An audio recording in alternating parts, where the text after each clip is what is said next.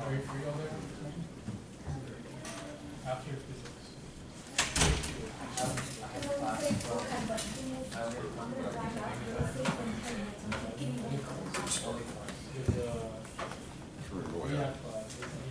Actually start that out.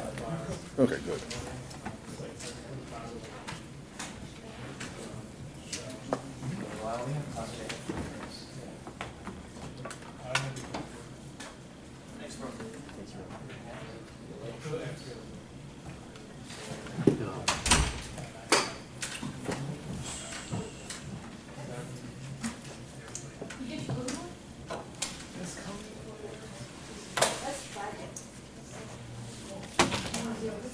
That thing go down, go break it.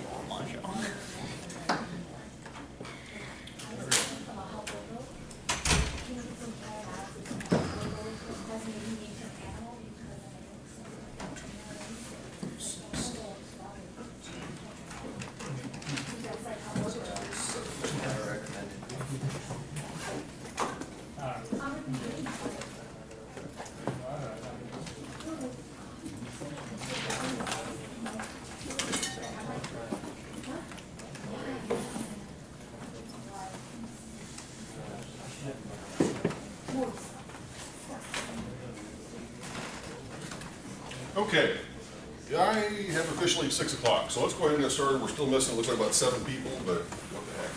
All right, so obviously yesterday I sent you out the little kind of sample exam. Should be, for the most part, what you were expecting in the sense of those are the kind of problems you've been working through and the sort of things we've been talking about. What I would like for you to do, what we're going to start with tonight, I want you to go through and based upon what you think we have covered, I want you to circle each of the ones that you think that we have covered and that you would think you should feel comfortable doing. So we'll go through and do that if you haven't already. And what we're going to do is after you do that, then we're going to work through those problems together really quickly because you should already know how to do them. Okay, does that make sense? All right, and then we'll jump into the new material. All right? So go ahead and circle the ones that you think we have already covered and that you should feel comfortable doing.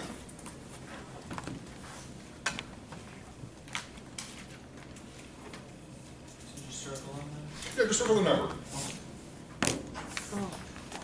Basically what I'm trying to get you to do is coalesce as a class and sort of say, we all agree we did cover number 1. We all agree we did cover number 2. We all did agree we covered number 3 and so forth.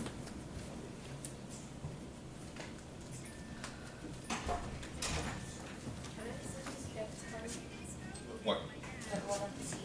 Oh.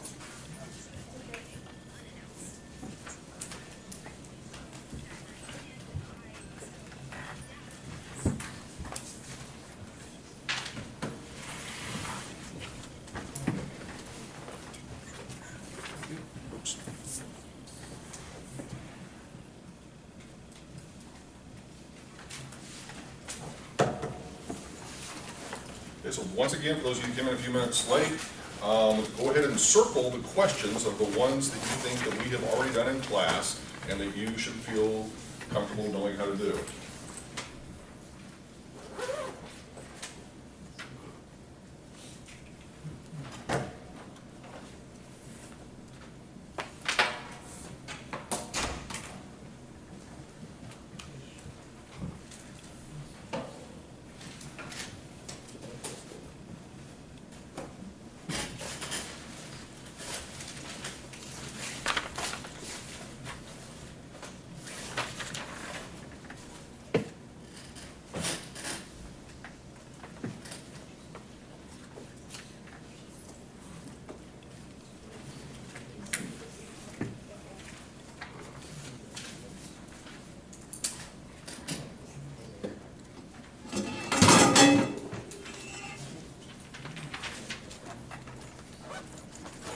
After you've circled the ones that you think that we've already done, then the next thing I want you to do is go out next to each question, including all of them actually, and put either a 1 or a 12.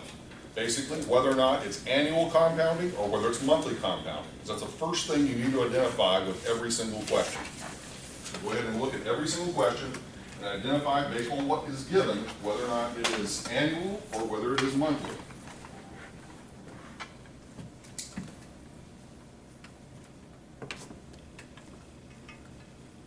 Basically trying to set you up for success.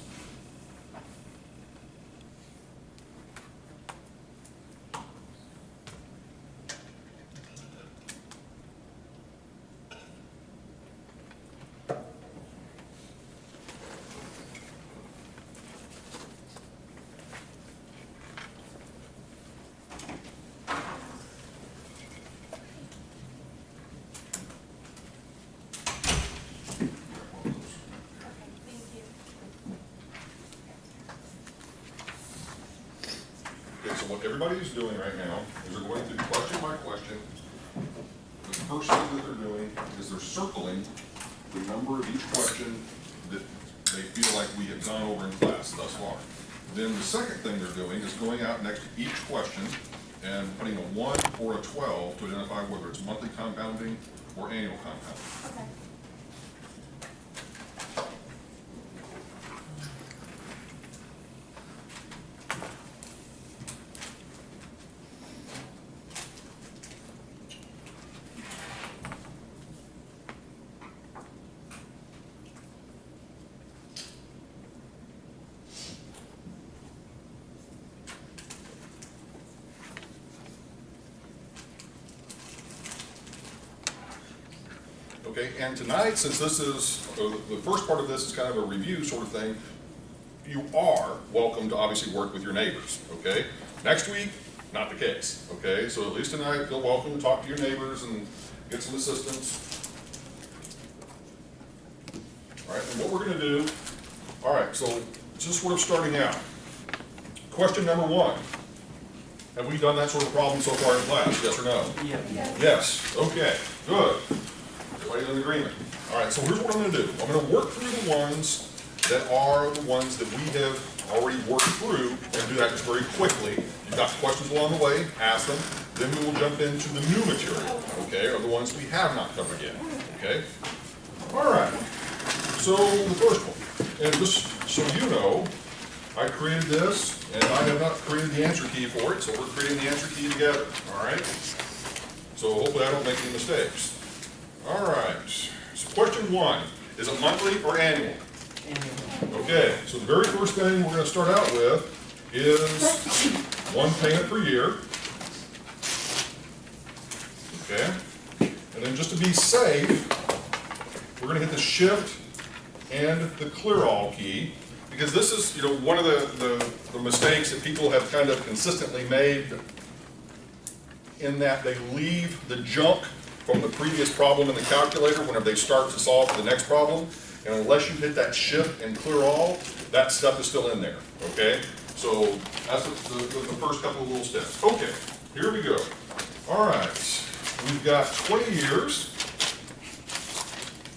So that's going to be our term, and we can either put it in as 20 in or 20 shift in, either way, but it's going to be 20 years annually. We've got the present value as $50,000 is what we have deposited.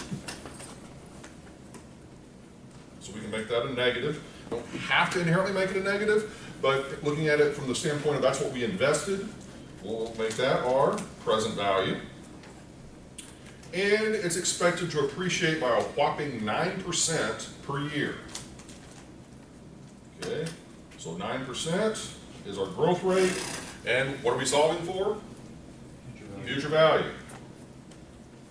Okay, now this is the moment of truth for everybody to see if we got it correct.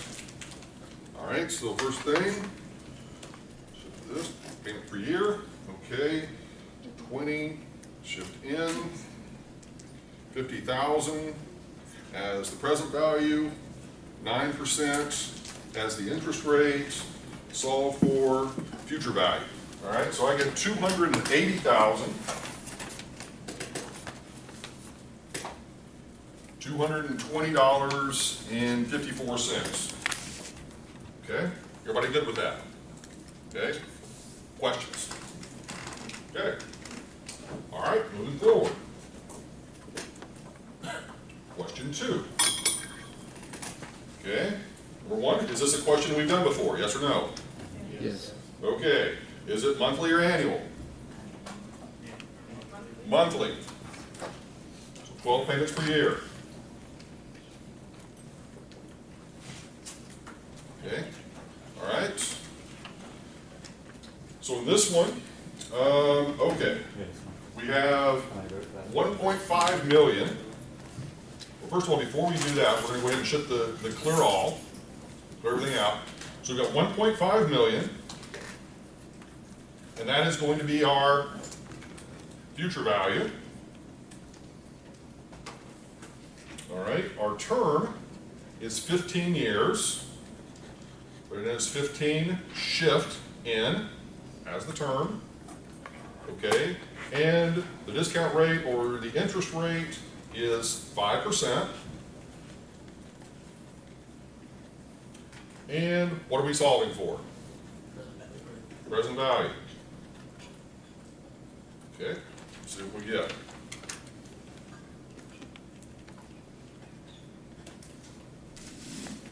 All right. 1.5 million, future value, 15 shift in, or 180 months, okay? 5% interest rate, and then solve for present value. Okay, looks like we got 709,654 and 73 cents. Okay, you guys matching up that? Yes, sir. Every time we push NSOs and we shift in. Most of the time, yes. The only time that you would not is, I mean, you really don't need to do it over here because this is already annual. I just like to get in the habit of doing it because what it's doing is it's simply saying, taking this number of periods, multiplying that by the number of compounding periods. So it's just simply 20 times 1 gives you 20. Whereas over here, it's taking basically 15 times 12 to get the 180. So if you had a situation where maybe you've got, I don't know, some weird, maybe a number of months, like it's less than a year, that you might just put, like for example, if it was a 6-month term and it's set on monthly compounding, then you would only put in 6 in, because if you hit 6 shift in, that would be 6 years. I don't know why I'm getting a different number. I double checked all of it too. Yeah, I got Nope. Hold on. well, I got something. Okay. Did anybody else agree with me, or everybody got something different? I got what you got. Okay. Okay. Let me look at your calculator. You got what? What did you get? I got some weird number, but my future value is good. Everything is correct. My present value is One more time, if possible. I'm just going to make sure we cleared everything out. So 1.5 million. We've got 5% interest rate, 15 term. That's all. Okay. Anybody else? Yep. oh, okay. Wait a minute.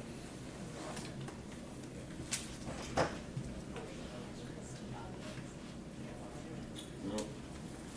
Why is it 180? Okay. So one more time. All right. Well, okay, we did set for 1 payment per year. We didn't change it to 12. We did 12 shifts payments per year. 15 years. Oh, that's what I did. I just put 15 there. No. That's my No, problem. It's okay. months. Right. So neutral's always in months. Yeah, that's payments per year. Okay. Oh, no, not So neutral. I'm now sorry. for the 1.5 And it's million, going to be in months. and then future value. Yeah, no, I put 15 in there, not 180. That's why it's. Yep, and then 5% interest rate, I see it. and then just hit the, Oh, that's per year. Gotcha. There you Gotcha. go. That's what I thought. That's what I messed Yep. up. Thanks. I figured it out.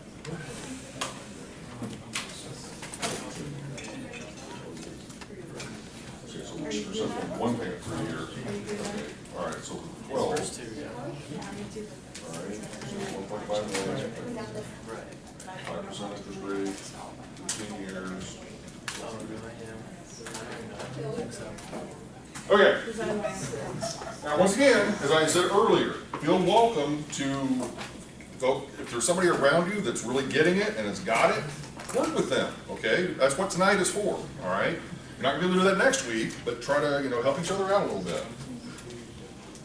Know your classmates. As I sort of, you know, I gave everybody a copy of your email addresses at the beginning of the term. I would suggest we get together and have a little study group, okay? All right, number 3. Okay, first question is, have we done something like this? Yes or no? Question number 3. I would say we have, okay? All right, and is this monthly or is it annual? Monthly, all right? So 12 payments per year.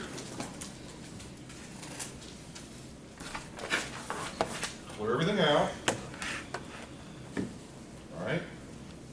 Now, in this one, we're receiving monthly lease payments from a tenant for $5,000 a month. So that's going to be income to us. So $5,000, that's going to be a payment that we receive. All right, it's coming every single month for 48 months. Now, this is an instance of where if we want to just put it in as 48 in, that's okay. Or we could put it in, since it's 48 months is how many years? 4 years. Then you could put in as 4 shift in, all right? All right, and what's the present value of these lease payments? Assuming a 4%. Okay, so we are solving for simply the present value of this amount we're receiving each month. Okay.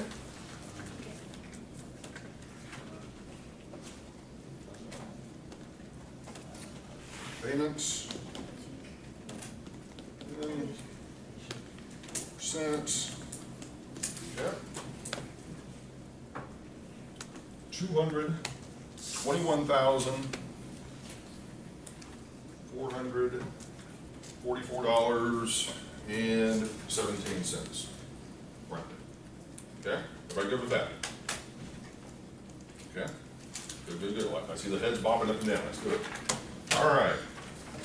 Bobble heads are always good. All right. Number 4. All right. Have we done something like this? Yeah. Okay. All right, so this one, is it monthly? It is.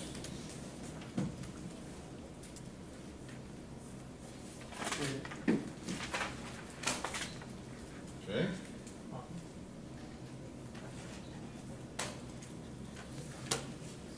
All right, so we need to save up $200,000 to replace the roof on a building.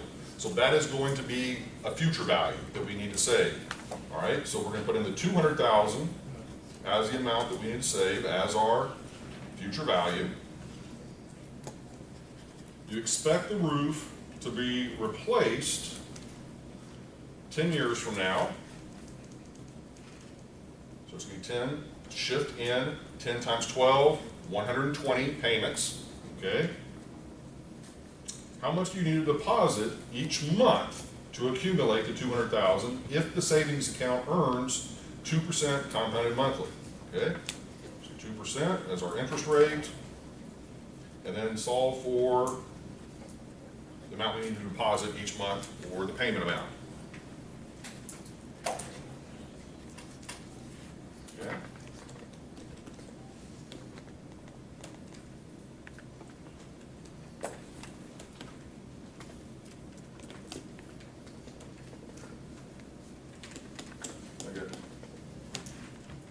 $1,506.94. Okay. All right. We good on that? Yep. I got that same answer, but what is that called? Clear all. The shift, and then you're hitting the clear key, which accesses the clear all function to clear out all the memory registers from the previous problem. Before you start any problem, I have just kind of a very logical way of doing this, and to me, the first thing you always are going to do is you're going to set how many payments per year you have. After you do that, you get two things out of hitting the shift clear all. Number one, it clears out all the memory registers, and it also pops up in the display how many compounding periods it's set for. And so it will say like 12p year, or 1p year, or whatever it's currently set for, just to know that you're starting the problem correctly. Okay, does that make sense? Yeah. And that's the way you should start every single one of these. You get into the habit of doing that, that's going to be one less mistake you're going to make. Why wouldn't you clear it before you left at 12? Then it won't pop up. Yeah, it won't pop up in the display. I mean, you could do it again. I mean, you could hit the clear all here, then do this, and then do it again, but you don't really need to. Okay? Okay? Other questions?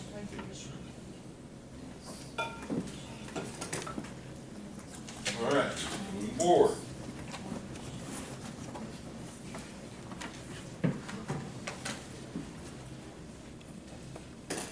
Okay, number 5.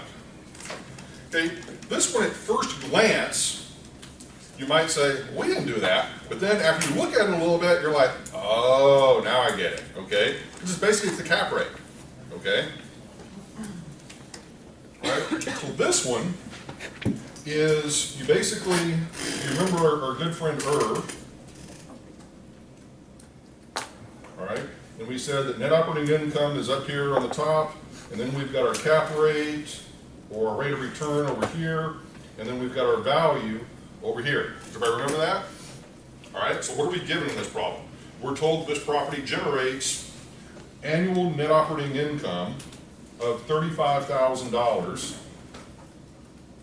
into perpetuity. Okay, that's $35,000 per year. Okay, and we've got the cap rate of 8%. Okay, so the easiest thing to do, just so that you know how to put it in, is just put it as 0.08. So now what you're going to do to solve for the value, you're basically just sort of putting your hand over the value and then saying 35,000 divided by 8% will give us the value estimate. Okay, so we did it in the first night of class. So 35,000 divided by 8%. We end up with a value estimate of $437,500.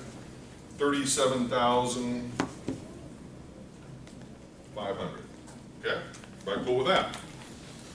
Questions? All right. Pretty straightforward. Okay. Question 6. Okay, this is a rate of return sort of question. Did we do one of these? Yeah. We did. All right. Now, what is this one? Annual or monthly? Annual. So, one payment per year. So, weigh everything out. All right. In this case, you are buying the land today for $100,000. That's going to be a cash outflow to you as the present value. You're going to sell it at some point in the future for $150,000. So that's going to be your future value. That's going to be income to you. So that number is going to be positive. And the time period is for 5 years. So 5, shift in. And as we said, this one is annual. So it's just simply 5 years. Okay? Now, what are we solving for? Rate of return or the interest rate. Okay? So all you're going to do, solve for the interest rate. Now, one of the things you're going to find is this is one of the questions where it absolutely does matter that you put one of those numbers in as a negative. Okay? Because if you put both numbers in as a positive, if you put the 100,000 in as just simply a positive present value, and then you put in the future value as also being a positive number, the calculator doesn't know how to deal with that. You're probably going to get something like no solution. Okay? And the reason you're going to get that is from the calculator's point of view, it's all income but no investment. Does that make sense? Okay? In one sense, it's like an infinite rate of return. Because you're getting money falling from the sky, but you're not having to put anything into it to get that money. Does that make sense? Okay? So anytime you get no solution, there's probably a reason for that, and it's normally tied to making sure that you've got one of those put in as a negative. Okay. All right, once again, this is annual. All right, 100,000 as our present value, 150,000 as our future value, our term of 5 years. Solution, 8.45%. Okay, just conventional rounding. Yep. So like, yeah, so like mine came up with just like 8.45. Okay, so one of the things that you can do with the calculator is you can set the number of decimals that it will sort of round off to.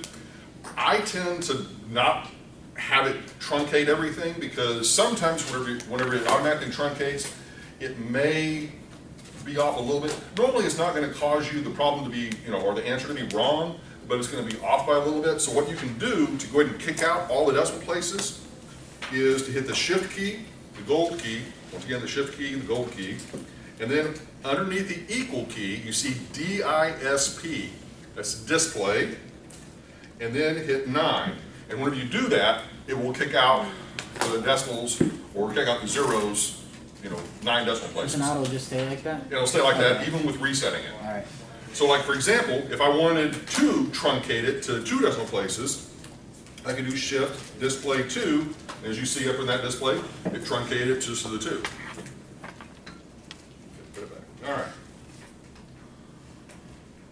Moving forward.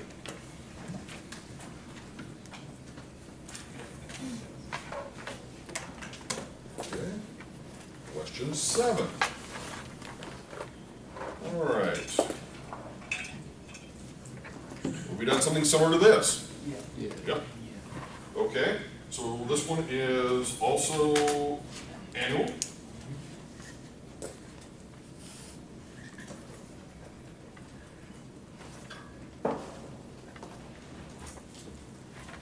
Okay, all right. We bought it for $150,000. So once again, that's going to be a cash outflow. All right. We're expected to sell it. Well, actually, it's generating we don't have to put this in order, but it's generating $10,000 a year of rental income. So we'll put in 10,000. Now, is that 10,000 going to be positive or negative? Positive, because it's money we're receiving. Okay, so that's going to be a positive payment that we'll receive. All right, and it's going to be sold after 4 years. 4, shift in, and we're selling it for $200,000. Is that going to be positive or negative? Positive, because that's money, once again, we're receiving from the sale, so that's going to be future value. All right, in this case, what's our yield or the rate of return? Okay, so the only difference between this problem and the previous problem is with this one, we've inserted a payment or an income component to it. Okay? All right? So let's work through this one real quick. All right. 150,000 as our present value. 10,000 as payment. 4 years as the term. 200,000 as future value.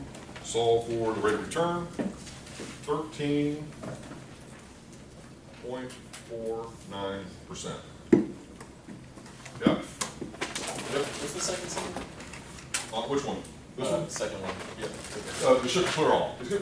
That's going to be the same for probably every single problem I work. It's just basically just showing that we're clearing everything out of the memory registers, every single question. Oh, okay. Because when you don't do that, then remnants from previous problems may still be in there that will then pollute your answer.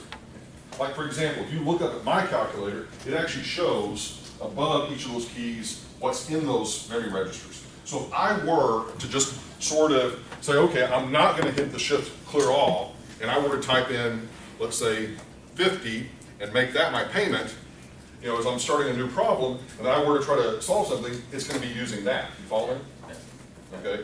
So that's the reason to always make sure you do the shift and the clear all. Okay.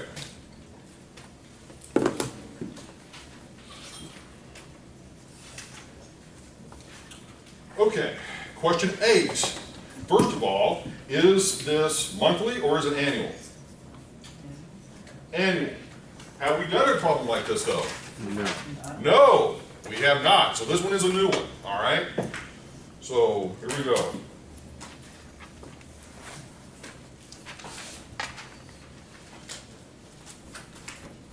So I'm just going to ask you right now, would you prefer that we work through these sequentially, or would you prefer that we work through just the ones that we've done so far and then come back to the ones that we haven't done? Do you have really any preference one way or the other? Just go straight through? Okay. All right. So what is new about this one? It's just that the years are split up, there's different income. Yeah, there's different incomes each year. Okay? So everything we've done to this point, those income numbers have been the same each period, whether it's each month or each year. This is more like reality, where you have a property, chances are the rent that you collect from it one year after the next is going to be a little bit different, because sometimes you're going to have people pay their rent, sometimes they're not going to pay their rent, some people are going to move out, some people are going to move in, you're going to have expenses that maybe you're not potentially expecting. So chances are, each year of owning that property, you're probably going to actually have a different income number, okay? So how do we deal with that? Well, we deal with it through using the cash flow keys on the calculator. We haven't done any of these yet, all right? So this is brand new stuff.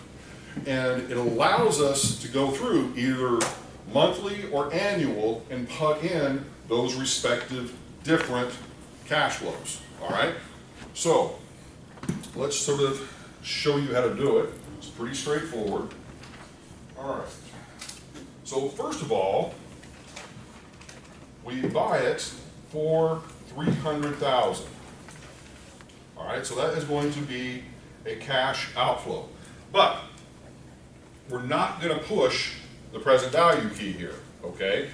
What instead we are going to push is the cash flow sub J key, okay? Look over, it is third row, third column, okay? CFJ on your calculator. Everybody see that? Right here. CF sub J, all right? So what this is doing is this is now activating the cash flow function to be able to enter either monthly or annual, depending on what we have it set up for. So in this case, it's annual. So what this is saying is the initial purchase price, or the initial cash outflow at basically time period 0 when we buy it, is the $300,000. That is a cash outflow. So now what we're going to tell the calculator is what are the cash inflows? What are the income streams that are going to be generated by this property each year? So in this case, what we're saying is $30,000 is going to be a cash flow. The next year, for year 2, is also going to be $30,000. All right? Everybody with me so far? Okay. Then for years 3 and 4, it's going to jump up to $45,000. Again, all this is just cash flow. It's 55,000. I'm sorry. No, years 3 and 4 is $45,000. Wait, why did you Okay, do that yeah, twice? you're right. It's before it. That's why it was Oh. confusing me. Right there. Yeah. Okay. And then in year 5, it's $55,000. Okay. Now, before you notice I didn't put the cash flow after 55. All right, there's a reason for that. What happens in year 5 in addition to getting the 55,000? We're selling it. So what we're assuming is we're getting that cash flow of 55,000 at the end of the year, and we're selling it at the end of the year for yeah, we are selling it for 300. Okay? So we're basically selling it for exactly what we paid for it. Right? So all you're going to do, you're going to the plus key, 300,000, equal key, so that obviously it adds those two together, so it's going to be $355,000 total. And then hit the cash flow key. Now, the question that you're going to ask, or should ask, why couldn't we just put the 300,000 on a separate line? If we did that, that would make the assumption from the calculator's point of view, if we were to move this down here just by itself, that would make the assumption that the property is being sold at the end of year 6. Okay, you're saying, well, okay, well, big deal. Well, it's a big deal because that extra year, you're not technically generating any income, and it's going to give you a false answer. Okay? It's not correct. All right? Does that make sense? Now, here, let me help you out just a little bit more. All right? Because sometimes with these, your first exposure to them, you get a little potentially uneasy. So what I do with some of these is you can draw what's called a timeline. All right? And on this timeline, you can kind of show what's happening and get a better sense of what's happening. And so what we're going to do is we're going to say this is a time period 0, year 1, year 2, year 3, year 4, and year 5. All right? Everything that we're going to put in terms of the dollar amounts below the line are going to be cash outflows. Everything that we put above the line are going to be cash inflows. And the only reason to do this is just to kind of model it out in your head so that you kind of can grasp, what's actually taking place in terms of the revenue and the expenses. So what's happening here at time period 0 is we are spending 300,000. Yes? Then at the end of year 1, we're getting 30,000. End of year 2, 30,000. End of year 3, 45,000. End of year 4, 45,000. But in year 5, we're getting 55,000 plus the 300,000 reversion. Okay? There's a specific word for that, reversion. You kind of even begin to sort of, what do you think reversion means? It's money you're getting back. It's reverting back to you as the investor. All right? Make sense? All right. Now, all this is doing is once again just sort of trying to show you over time what the cash flows would actually look like. All right? Now, once we've input all of this information, all we're going to do in this particular case for this one is we are solving for the internal rate of return, which is effectively an interest rate or type of interest rate. We'll kind of explain the difference here. So we're going to hit Shift, interest rate per year. This is a new key on the calculator. I'll show it to you here real quick. You're hitting the Shift key, so what we're actually going to be accessing is what is below the CS key, your cost button, as IRR/year. So by hitting the Shift and then the internal rate of return, then it should automatically give us a percentage. All right, so let's see what it does.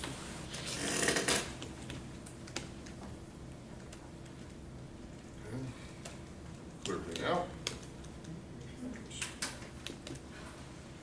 300,000 cash flow, 30,000,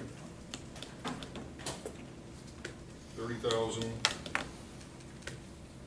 45,000, 45,000, and 55,000 plus 300,000 equals cash flow, and then Shift internal rate of return. And there we go. Which one was the internal? 13.13 or 13.14. Okay. Okay, well, sorry. What was it on? Okay, so the internal rate of return, once again, you're hitting the shift key, the gold key, and then what you are accessing is what is below the CST key, which is IRR divided by year. So what that's doing is just simply telling you what is your annualized rate of return on this investment. So the equivalent of this investment, another way to sort of look at it is, you know, if you had put in 300,000 and you were to put in 13.14% as your interest rate, then that would be your return on that investment over that 5-year period. Does that make sense? Okay.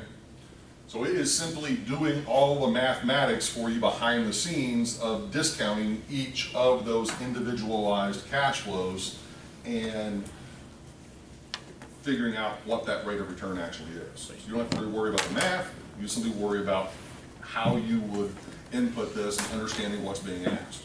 Okay? Questions? You good? All right.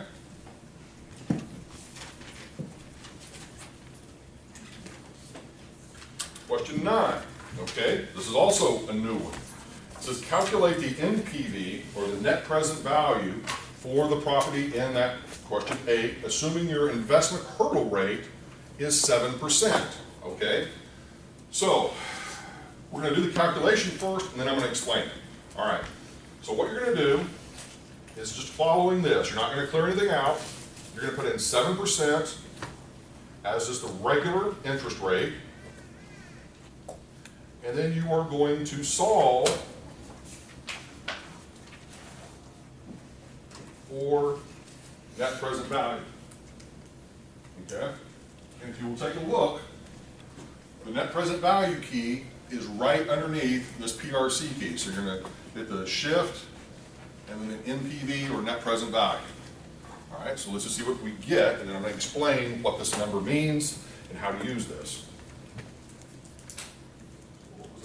7%.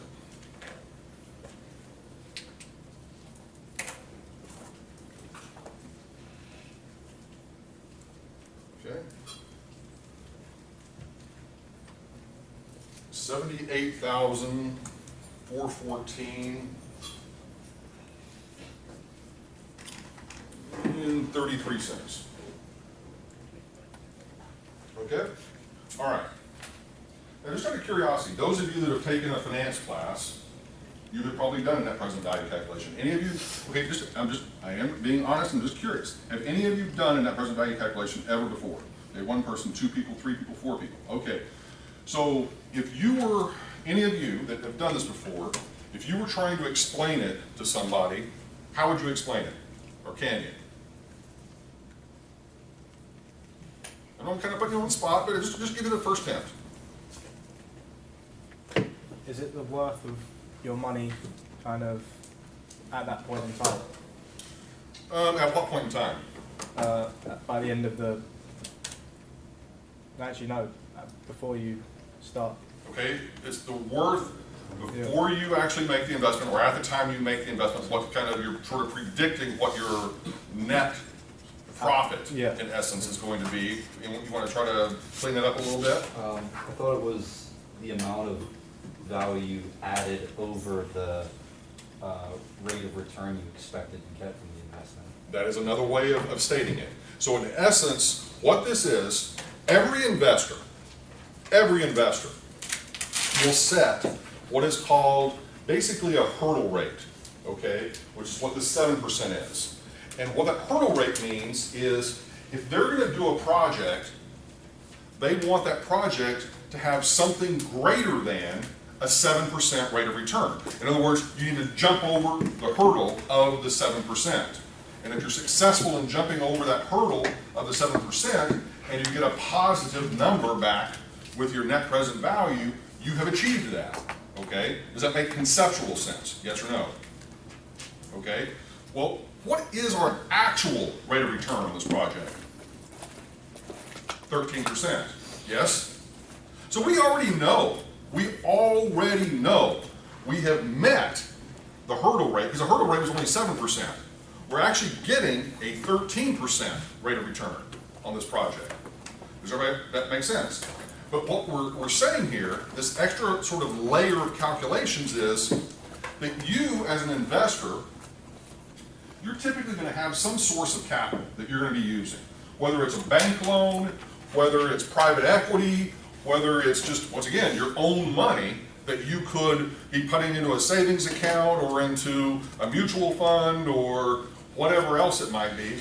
And so you, as the investor, have set some sort of a minimum threshold or hurdle rate that you want to get over, okay? So is there any actual rhyme or reason to that hurdle rate other than it is investor specific? No, not really, okay? It's pretty much investor specific, okay? Does that make sense? Yes? Okay, now, what does this number actually mean though? Okay, we're saying that you're getting your 7% rate of return, so what's the purpose of even doing this calculation here? What is that really telling us? So does it seem like you're gonna make a minimum of 78,000 over that period to go over the hurdle? You're almost there. In other words, the way I tend to sort of express it is you're getting your 7% rate of return. That is given with this. You're getting that. This money, in essence, is the money you're getting above and beyond that 7%. So in essence, I tend to sort of call that the excess profit or additional profit or whatever word you want to use to it. You have met your threshold. This is the amount of money that you're really generating above and beyond that. Everybody comfortable with that? Yes or no? Okay. Now, and we can potentially work through a couple of other examples if we get a little bit of extra time later on and explain it a little bit more. I'm more than happy to kind of illustrate the concept. But one of the things that you will hear, remember this might be a good time to just do it. Your internal rate of return, write this down. Your internal rate of return is where your net present value equals what? Zero. Good man, you learned your finance. All right, so let's just show what we just said. All right, so what if we were to set a higher hurdle rate? And without actually typing it in the calculator, if we put in 10% as our interest rate, don't do it just yet, and we solve for net present value, what is going to happen to our net present value number? This is what I'm talking about. Okay, I want to make sure that I'm very clear about this. Some of you inherently you think, oh my God, he's teaching us how to push these buttons on the calculator, and this is all No, that is not what this is about. You've got to understand the process of this. If you're just trying to memorize buttons on the calculator, you're going to get nowhere with this. Okay, you're going to be lost. You've got to understand the logic behind why you're doing this. Okay, you don't have to understand the math. That's not, I'm leaving that part out, letting the calculator do the math, but you've got to understand the logic. So if somebody gives you this kind of information, you know how to take it, process it, and ultimately get to the answer that we're searching for, okay? So don't try to turn this into, it's all about punching buttons on the calculator, because it's not, okay? Now, so when I say it's about logic, if you were paying attention to what we just talked about, implicitly in your brain you should be processing, all right, if he just said that the net present value is where the internal rate of return is where the net present value is equal to 0, and we've been talking about how that the actual rate of return on this investment was 13%, and we said we were making all this profit at a 7% hurdle rate. If we raise that hurdle rate to 10%, inherently your mind should already be saying this number is going to be lower here. Okay, that's what I'm talking about. And if you're getting that, and that's coming through in your brain, you're getting it. If you're just sitting there punching buttons and not having any relationship whatsoever to what's actually the output, it's not going to work for you. Okay. All right. So let's put that in and see what we get. 10%. All right. Solve for net present value, and lo and behold, 37,037. 96. Okay? Now, what do you expect is going to happen after we go a little bit higher? I'm not going to put in the 13.14 just yet, but if we put in 13, it's going to get even lower. Yes? You might not. Well, at 13, you're still meeting your hurdle rate. Okay, so let's just see. So 13, net present value. So at 13% hurdle rate, we're only making basically a $1,500 profit above and beyond our required hurdle rate or required rate of return. Okay, so what's going to happen if we put in, and obviously rounding is going to, force this to be maybe a little bit off, but we should get pretty darn close to 0 if we put in 13.14 as our interest rate. And what we actually get is a little bit less than 0, $22.66. The reason for that, because if you remember when we actually calculated, it was actually 13.13 and some change, yes? Okay, so I rounded it up to 13.14, and so what you're beginning to see, and this is an extremely important lesson, is that if our hurdle rate exceeds the actual rate of return on the investment, you're going to get a negative number, meaning you're losing money in the sense of you're not meeting your hurdle rate, therefore, now you may not actually be losing money in the sense of raw cash in, raw cash out, but you're losing money in the sense of you're not meeting your required rate of return. Does that make sense conceptually? Okay? Yep. So the hurdle rate, for an example, would be like the interest rate from the bank. It could be, Right. but it also could be, that you say to yourself, all right, I'm getting a bank loan, but I'm also putting in some of my own money. So I'm going to do basically like a weighted average cost of capital. All right, so 80% of my financing, loan to value would be bank financing at maybe 5 or 6%. But then for the equity that I'm putting in terms of a down payment, I may want a higher rate of return than that. I may want a 20% return on my cash money. You follow? So then that would be complicated. Well, no, it's not that complicated. I mean, and actually this is done quite often. I'm going to do that, but let me do one more piece of this, and then because it's a great question. Okay, and it's what actually happens in reality. Yeah. Okay, so let's just put in 15% and just see what happens.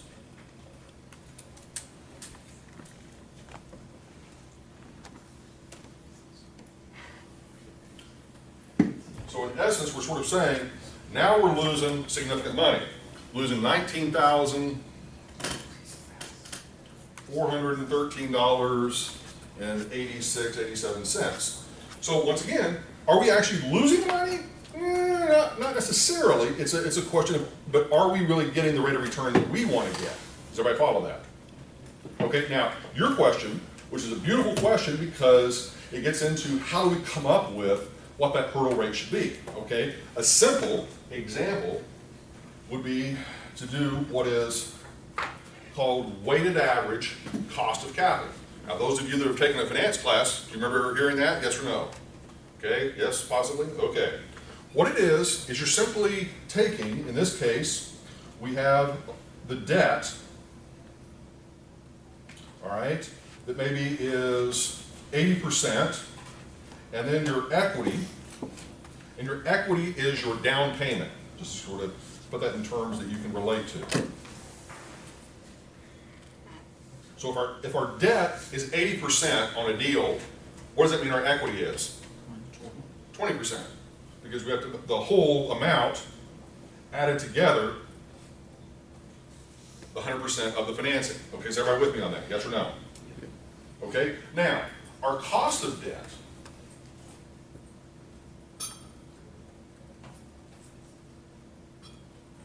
okay, so we go to a bank, we borrow the money at, let's say, 6%, okay? All right, now, our equity, our cost of equity, or we could also call it our required rate of return on our equity. You know, there are a lot of different ways we can sort of express it. This is totally up to you as the investor. This is, now chances are, most investors, it's going to be definitely higher than the interest rate that you are paying on the loan. And the reason for that is because you're saying, this is my hard-earned cash. This is real money to me. This is not borrowed money. This is real money that I've got and I've earned, and I want to put to a productive use, and I have other alternatives that I could put it to productive use on, whether it's, once again, investing in the stock market, investing in other real estate investments, whatever it might be. So you have to come up with what you think is an appropriate rate of return for that. And it could be, now let's put it this way, most equity investors that are investing in real estate are usually wanting something north of 20% as their rate of return, okay? So 25% would not be uncommon. Yes, annually. But here's what's going to happen, is by that getting blended with the debt, it's really not going to be that bad. Okay, I'll show you. So let's say that our cost of equity is 25%. Okay? So now all we have to do, I'm sorry, what is, in terms of the money you're putting in, you mean that's just the return? that's the return that you want to get on the cash money that you're going to be putting into the deal. That for every dollar you put in, you want to get back basically 25 cents every single year.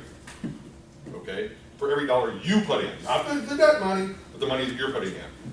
Okay, so the way that mathematically this would work out is that your weighted average cost of capital is going to be equal to your loan to value percent times your cost of debt percent plus your down payment percent or equity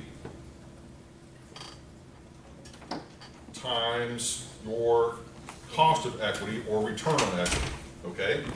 So that would be the simple weighted average formula. So putting this, once again, is going ahead and working it all the way out. Our loan to value here is the 80%. The equity is the 20%. The cost of debt is 6%. The cost of equity or return on equity is 25%. Okay? So now, you're basically just going to go through, just do the simple math. Cost of, So basically 0.8 times 0.06, okay? That's going to give me 4.8 over here on this side, and then we're going to add that to 0.2 times 0.25, and that's going to give me 5%, or 5 on this side. So we're going to add those two together, and you're going to get a weighted average cost of capital of 9.8%, okay? So what that means is that for this particular investment, that this is, it's skewing up, you know, but it's not ever going to get to 25% or anywhere close to that, because 80% of your financing is coming from the debt. Only 20% is coming from the equity. Oh, okay, so the 25% rate of return is just off, like if you're investing 20 grand, of that 20 grand is the 25%. Okay. Yes, so that would be the perfect way to look at this. That in a $100,000 deal, $100,000 deal, 80,000 would be the amount you're borrowing. 20,000 would be the amount you're putting into it. Okay? But what we're saying is overall, in order to satisfy both the lender and giving them their 6% and to satisfy you as the investor, the combined weighted average of those two, in this case, works out to be 9.8. So that 9.8 would be your personal hurdle rate. Okay? I'm sorry? talking to myself. Okay. I'm kind of confused. Wait, so it said LTV Loan to value, yes. Okay. And is this more for like investors, not like if I wanna get a mortgage for a personal residence? No, this is for investors. For investors, okay. Okay, right, question over here, I thought, no? Yeah, good? All right. So would that be the cap rate then, too, then? Right? 'Cause Not necessarily, it's your hurdle rate. But you have to have at least that cap rate over that in order to get. That is one way to look at it. Okay, the cap rate, okay, everybody just sort of to be clear. The cap rate is typically a market cap rate, which is effectively saying the collective people within the market, what their cost of financing happens to be, and ultimately what their typical sort of down payment would be. So it's meant to kind of blend together everybody. But the reality of how the cap rate really gets set is off of the sales. That whenever you see something and it sells for a 9% cap rate, then you're sort of saying, okay, that is where the market is at for that particular property type within this particular market. Because the cap rate is going to be different for every property type, it's going to be different for every market, and it's going to be different to a certain extent for each investor. But the market cap rate is for that particular market or that particular property type. Gotcha. So then basically, you want your rate of return, say the rate of return was 10%, and then it would meet your standards for. Yeah, if the market cap were 10% and your basically hurdle rate is 9.8, you can look at that a couple of different ways. You could say, I can actually afford to pay more for a property because I'm requiring a lower rate of return than the market is requiring. And that's precisely what happens, is that you may have one player in the market that has a really, really, really cheap source of capital, okay? That they're big time institutional investor, you know, that has access to all this pension fund money and life insurance company money that's demanding a very low rate of return. And so as a result, they can still get that return, but they can actually afford to pay more for a property than the average person on the street, because the average person on the street is going to have a higher cost of capital and be demanding a higher rate of return. So what actually ends up happening within the market as a matter of practice, real world, is that major markets like Miami or, you know, Boston, Dallas, you know, LA are oversaturated with institutional buyers that drive up the value of those properties to, in many cases, unsustainable levels for the average ordinary player. However, most of the time, they place their attention on top tier properties that are large properties, because their process to go through underwriting, in essence, is pretty much the same, whether it's a $500 million deal or a $50 million deal or a $5 million deal. And so in many cases, they're going to focus on those bigger deals, bigger dollar amounts, and what ends up happening is at the lower end of the market is where the average ordinary kind of investor gets to play, because they can usually generate a reasonable rate of return. Well, you take it a step further, and if you really want to sort of say, where are the real investment opportunities in real estate, they're not going to be in the major markets. They're going to be in tertiary markets. They're going to be in markets like Nashville, or, you know, some sort of smaller, you know, town like in Texas, like Bryan College Station or Lubbock, Texas, or, you know, kind of, you know, not in a major urban area, but still a strong economic base. And the reason why the opportunities are there is because those major players aren't even looking at those markets. They're focusing all of their attention, for the most part, to the major metro markets and not really paying a lot of attention to those smaller, more tertiary markets that may have very, very strong economies. Okay, make sense? Okay, any other questions before we move on? Okay, good question. All right, let's see, that was question 9. All right, question 10 is an easy one. All right, these are hard, but question 10. All right, first thing, what is this? Is it monthly or annual? Monthly.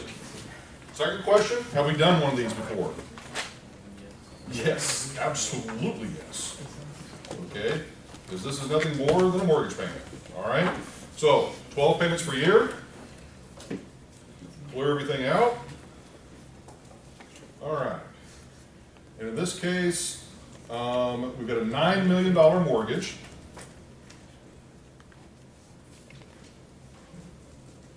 And make that our present value for the loan amount.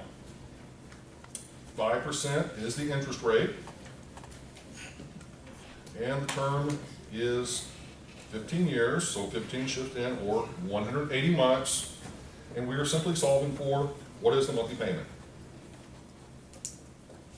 Okay, let's see what we get.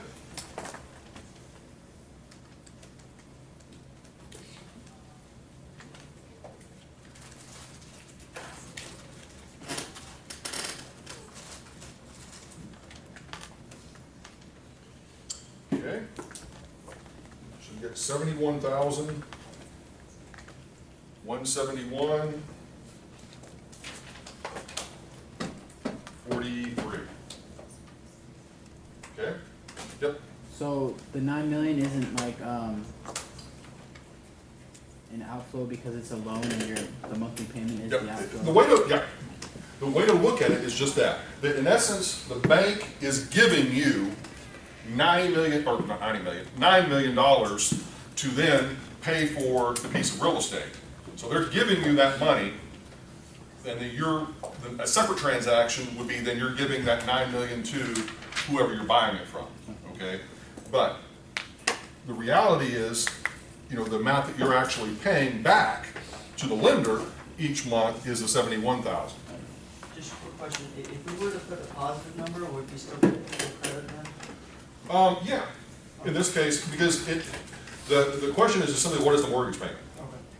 So in this one, it's a very simple problem, and we're just simply saying that is the mortgage payment. Okay, it is a $71,171.43. But for the previous problem that we just worked, which was a net present value problem, if I had given you, let's say that your hurdle rate was 15%, and you put the number down as a positive $22,000 or whatever that answer was, whatever. Oh, I got you, Yeah, or I'm sorry. If, in this case, yes, you need to make sure that it would be a negative number because that's a loss. Okay, so just, try to be careful. And usually I'm not going to be super hardcore with that unless it is something that's just absolutely, positively wrong. All right? Yep. So as far as the test goes, are you just going to look at the answer, or do you look at the work too? Nope, I could care less about the work. All that matters is the answer. It's either right or it's wrong. Just think about it. In reality, what matters? The answer. Okay? All right.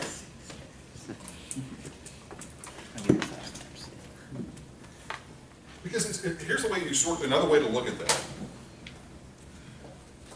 And some of you, like when you're working through some of these and you're missing out on some little piece of it, like you're putting in 1 payment per year instead of 12 payments per year, or you're not clearing it out, or you're not potentially putting in the right information as the payment or the present value. The way that in my mind that I'm sort of looking at this is you either don't know it, or you kind of sort of know it, or you really know it. I'm interested that you really know it. Okay? Kind of, sort of isn't going to get you very far with this sort of material because it is a very exacting sort of process in terms of getting these numbers right. Matter of fact, let me just take a very quick story. So, one of the consulting gigs I had probably 15 odd years ago was with a commercial mortgage-backed securities servicer that whenever people would prepay these mortgages, they would have to calculate effectively what the prepayment penalty was, okay? Well, the way that they were done was quite complicated, and the bottom line, it wasn't necessarily just a percentage of the outstanding balance, it was also something that, and I don't want to get too deep into this, but basically they calculated something that was called yield maintenance. And what that means is how much would the person that is prepaying this have to pay us in order for us to continue to get the yield that we were promised whenever we did this loan, okay? And so the bottom line is, within this company, and these guys were doing billions of dollars of payments, like $50 billion a month worth of payments were coming in to this firm, and ultimately having to calculate whenever these prepayments would occur. They would literally have 5 different people, independent of each other, calculate what that prepayment amount would be. They wouldn't, just trust, okay, you plug it into Excel and poof, here's the answer. Literally 5 different people, including like the chief operating officer of the company, to go through and do that calculation independently, and then make sure that all 5 were in complete, alignment and accuracy. And effectively, if one person on that team didn't get it right, if that happened more than once or twice, they were fired. Pure and simple. Because that was their job. Okay? So, I know it maybe sounds a little bit brutal, but the reality is, these are not overly complex problems, and I know it's your introduction to it, and that's okay, but I'm trying to give you the tools to be successful with this, okay? All right, moving forward. All right. Question 11. All right, this one, monthly or annual? Okay, monthly. 12 payments per year. Okay, clear everything out. All right, now in this one, have we done this? Yes or no? Yeah. Yes. Because all we're doing here is we're trying to figure out what is, in this case, the interest within month number 100. Okay, this is doing the whole amortization function stuff that we went over last class session. All right, so let's just go ahead and put in the information that we've got. All right, so we borrowed 700,000. That's going to be our loan amount. 4% is the interest rate. 20 years as the term, or 240 months. And they want to know how much of the payment in month 100 is a payment of interest. Okay, so the first thing you've got to do, and this problem slightly deceptive, but not really, you do have to go ahead and calculate, before you use the amortization function, you've got to solve for what the payment is. In other words, don't skip that step, okay? Because if you think that you can just jump automatically into the amortization function, you can't. Because the calculator needs that payment piece to be able to calculate the amortization. All right? So let's just do that real quick.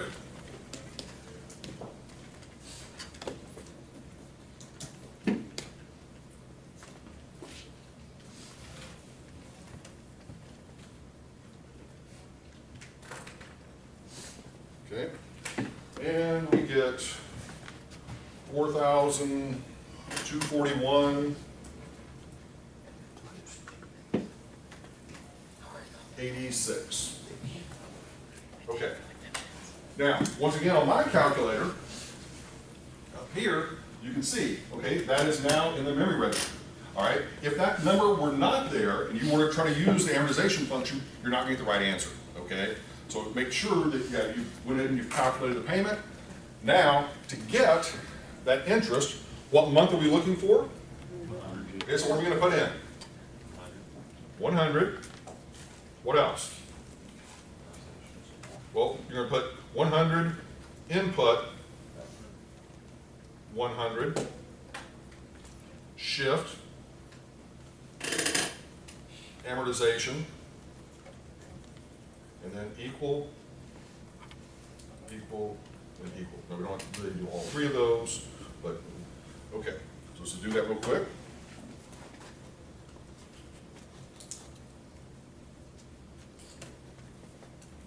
Okay, the principal, which is not what we're looking for, but I'm going to go ahead and write it out here, 2653, 25. Okay, that is the principal. The next one, we equal again, is going to be our interest. 1588.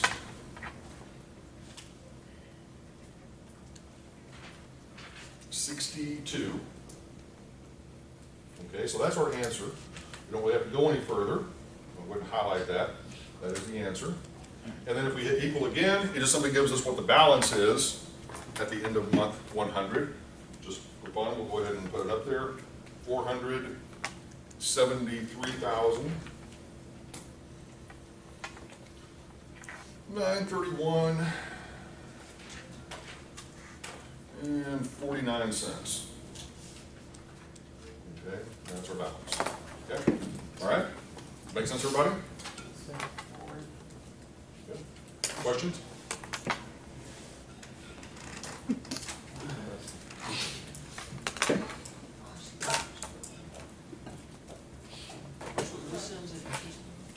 Okay. One thing is to make sure that you're clear. Even if we're only looking for one period, like this, you're still going to put in the 100 as your beginning period you're looking for, and then 100 as the ending period that you're looking for. All right, just to be consistent. Yep. Okay, so I got like the same like number as you, but like the cents wise, it wasn't the same. I got like 473 and 81.71. Once again, it could just be rounding, Okay. but that's not going to be obviously an incorrect answer. Okay. Okay. Sometimes what we found, or what I've found, is that with this sort of simulator, sometimes it does, it'll be just like a penny or two off from what the actual calculator will be. Okay. So, So like, it's not a big deal. it's not a big deal. I mean, it is, but it's not for our purposes. Okay? Okay.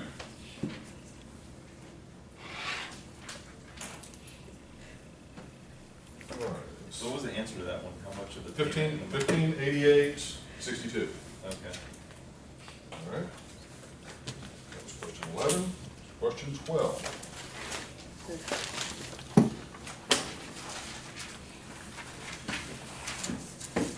All right.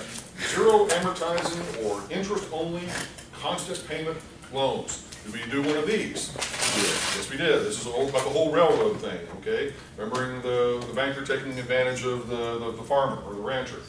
All right? So in this case, all right, what we're doing is we're kind of working backwards, okay?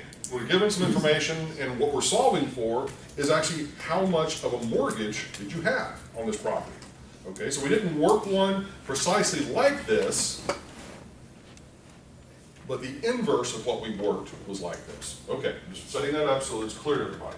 All right, so this one, what you're going to do is as follows. All right, so we've got, this is monthly, but we really don't need to even bother with that too much. We're going to go ahead and do it anyway. 12 payments per year, clear everything out. All right. Now, with an interest-only loan, your monthly payment is going to be the same every single month, but it's only going to be an interest payment because you're not paying down principal. So everybody clear on that?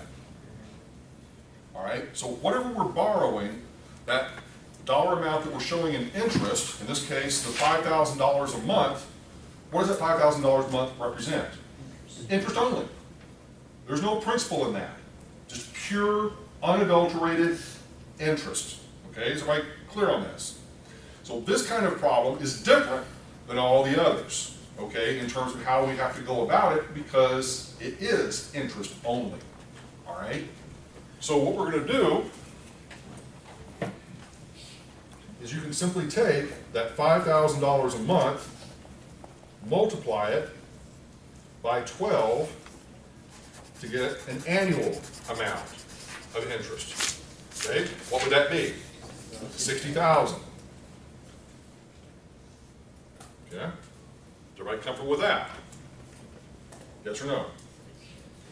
Okay, now, it also tells you that you're going to have, it's going to be a 20-year loan with monthly payments, but the interest rate is really what we're really concerned with here. The interest rate is how much? 7%. So all we're really going to have to do is to take that $60,000 of interest. Now, let me make sure I'm clear on this. That's going to be $60,000 year 1, year 2, year 3. Every year for 20 years, you're going to be making payments of interest of $60,000. Yes or no? Yes. Okay? So to figure out the loan amount, all you actually have to do is to take the total interest paid in that year and divide it by what? 0.07, or the interest rate.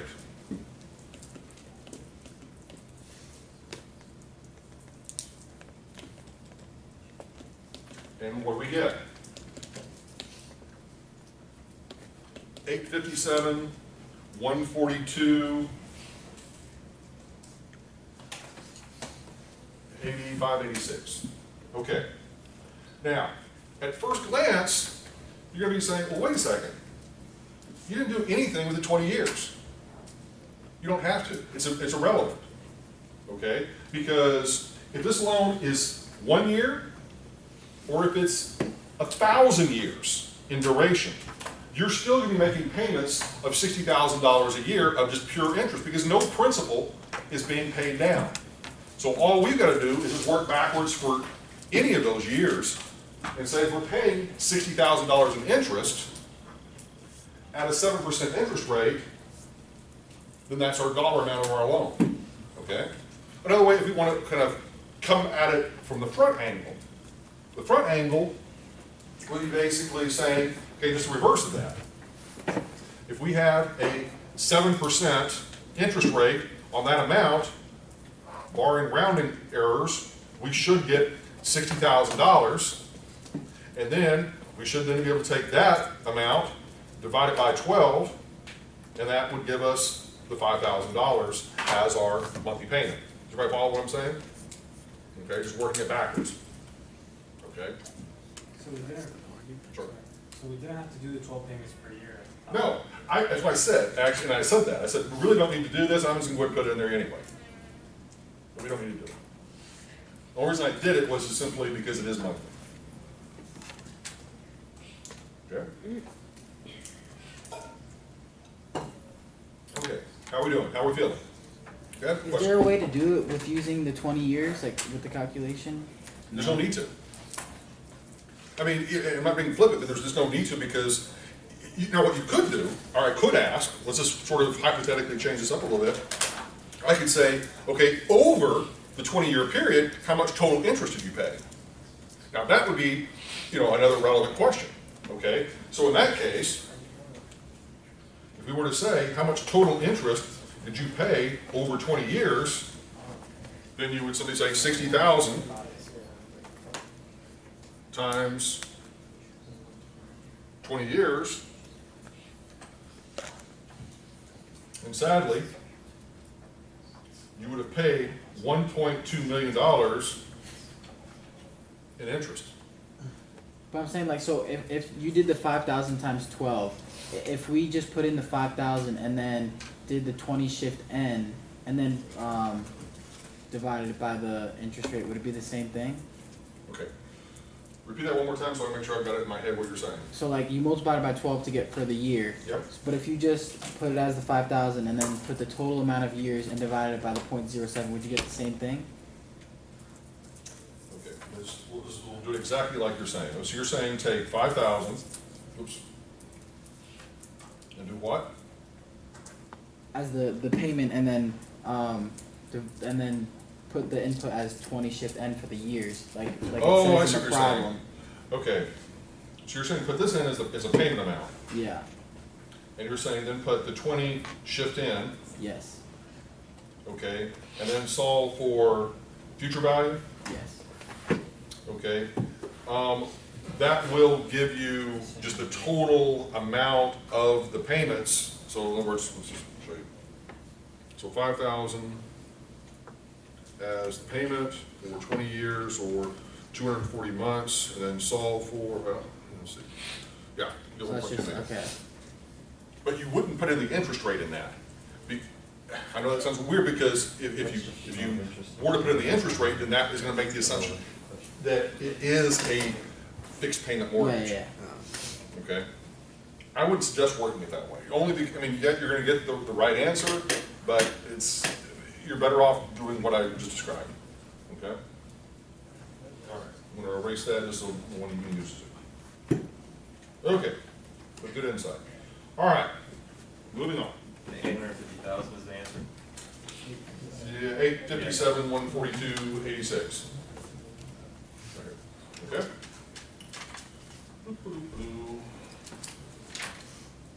All right, so the next one, partially amortizing or balloon payments. All right, since this is on the first page, we're going to work through this one and then we'll take a break. Seem reasonable? Yep. Okay.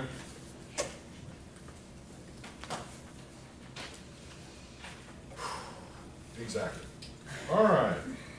So this one is monthly.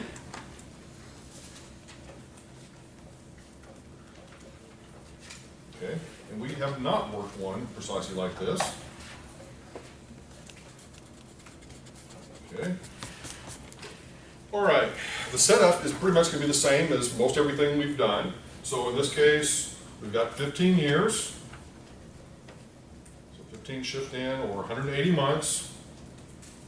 $500,000 is the loan amount or the mortgage.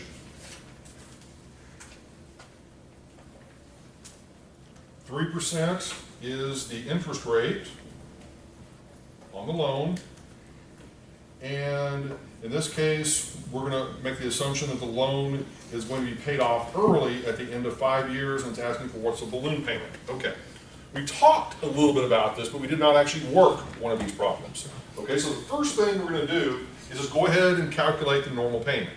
Okay, just nothing is unusual, just nothing to see here, nothing to see, just calculate the payment. All right.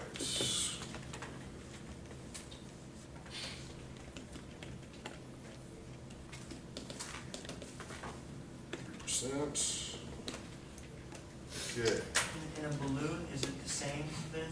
That doesn't change? I'm gonna get to that, I promise. Okay. So we're gonna have 452. Yeah. 91 cents. Okay. So up to this point, everything is the same. Nothing new, nothing, fresh. Okay. So what we're saying now is, while we have a 15-year amortization term, the actual loan itself is going to be a 5-year loan, meaning that you are going to have an outstanding balance, or as it's known, a balloon payment come due at the end of that 5 years.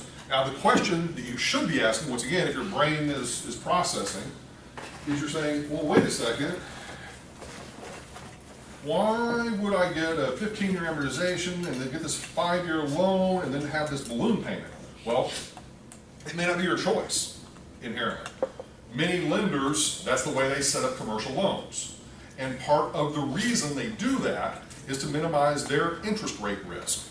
Okay? That if interest rates were to change over that 5-year period, you're going to refinance with them after that 5 years is up and get the new rate. I know what your question you're about to ask. They're going to potentially require you to renew the loan at whatever the prevailing interest rate is. The question you're probably going to ask is, well, why don't you just do an adjustable rate mortgage and remove that interest rate risk? Is that the question you're going to ask? Okay, what were the questions you're going to ask? I was just going to say it also gives them the opportunity to renew loan origination. Yes, that was the other piece of it, that whenever you renew that loan, chances are you're going to have to pay additional fees to the lender for making that loan. Now, the question I actually thought you were going to ask about the variable rate mortgage, for whatever reasons, most lenders for commercial loans have not engaged in variable rate mortgages. Now, is there a good reason for that? Partially because the way in which the loans are underwritten, they're based upon the income that the property generates, and there's sort of a fixed determination based upon the debt service coverage ratio, which we're going to talk about a little bit later. And they want basically to give some predictability, if you will, to the borrower with respect to the loan. Now, as a matter of practice, as a general rule, the interest rates on commercial loans tend to skew a little bit higher than those on residential mortgages. For that reason, they kind of build in that anticipation that the rates are probably going to go up, okay, or change, okay? Now, one of the things you may have heard recently, in one of the latest products that I heard, basically like listening to music or whatever in one of the ads, was talking about a loan that they've got where you can get a variable rate mortgage, and they will give you this introductory rate, but then it will peak out at a specific rate and will never, ever, ever get beyond that rate. But if interest rates do drop, you will benefit from lower interest rates. Okay, does that make sense? Well, that's great, but it's one of those sorts of things. In other words, just like anything else, it's a marketing ploy. It's all about trying to get additional business and try to sell the consumer something that they think is really going to be beneficial to them, and it may be, maybe not, okay, depending on what happens with interest rates. Okay, moving forward. All right, so once we got this, what do we need to do? We need to find out what the mortgage balance or the balloon payment is going to be at the end of 5 years, yes? So that is going to be how many months? 60 months. So one input 60, shift, amortize, equal. That is going to be our answer, or that is going to be the balloon payment, okay? So in this case, one input 60, shift, amortize, equal. So 357, 589,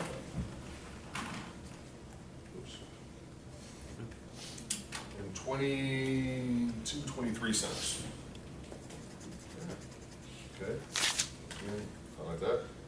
So that is the balloon payment that would be due. So what we're saying is that after you got a $500,000 loan, you've made payments for a solid 5 years out of the 15 years, and at the end of that 5 years, you still owe $357,000 on that loan. Yep. So you don't add the payment of the 60th month to that? It's automatically already done for you, because this is, in essence, taking that into account. It's literally saying, because if you think about in an amortization schedule, it's basically saying, what is the ending balance at the end of that month? Question? Why was number 11, you did 100 input 100, or this one was 1 into 60? Okay, we could, great question, you could have put in 60 input 60 and you would have gotten the same answer of that. But what would not have been the same would have been the principal and the interest piece, okay? Because in this case, what if I had actually shown the work on this one would have given us the cumulative, or all, of the principal paid for that first 60 months. It would have given us all the interest paid for that 60 months. But the balance is still going to be the same, because that is the balance at the end of whatever the second number is. So with this, you're technically saying like 1 to 60, it shows you the total, but if you did 60 input 60, it would just show that 1 month? Except for the balance. In other words, we could put in 60 input 60, we're going to get the same answer for this piece of it, just not the principal and the interest piece. So, just going back to the input, what exactly is it saying, like the 1 input 60? Period 1 through period 60. Okay, good. So that's why for the other one we did a period, Yeah. we were looking for the 100. Yeah, yep, okay. Because see, here's another question I could ask you for the same question. I could have said, all right, tell me what the total principal payments that you've made on this loan. Then you would have definitely needed to use the one input 60, and whenever you solve for the principal piece, that would be, you know, obviously what I'd be searching for. Make sense? Okay. All right, so I promised, break time. Worked hard, get a full 10 minutes. So race out of here.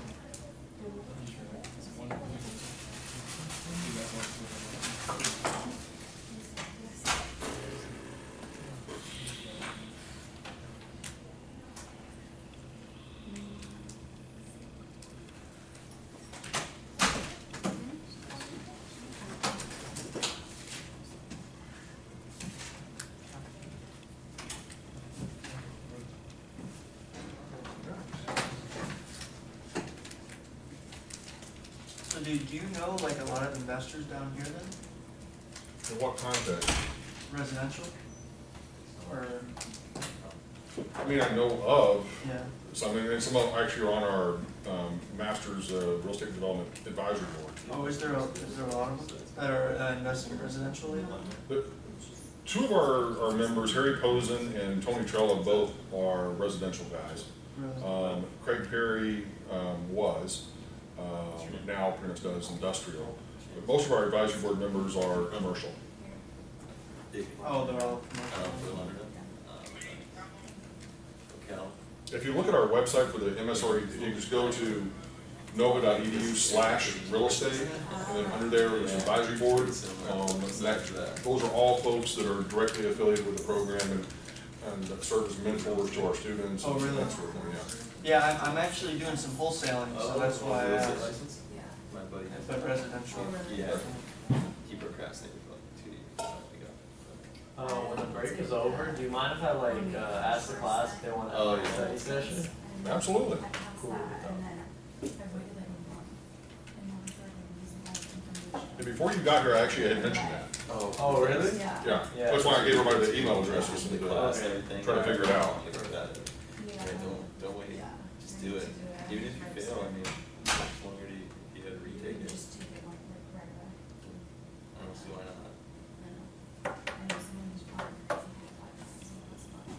In the last month, you could take it that So, how are we doing? You doing okay? All right. Making sense? Yeah, but it seems like you could take it. Connecting dots? Yeah. Good. I thought there was a limitation. Would have been a lot tougher without the calculator. No worries, it is what it is. We'll do it. If you look at the chapters and you look at the formulas, you begin to see why. Well, first of all, you can only do Is it like any? probably 4 or 5 problems in an exam using just formulas. Just because of how Yeah.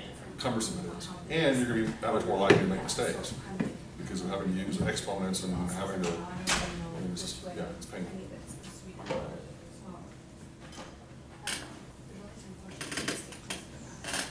Anytime we're dealing with monthly payments, like with the mortgage payments, it's always gonna be 12, right? Yes.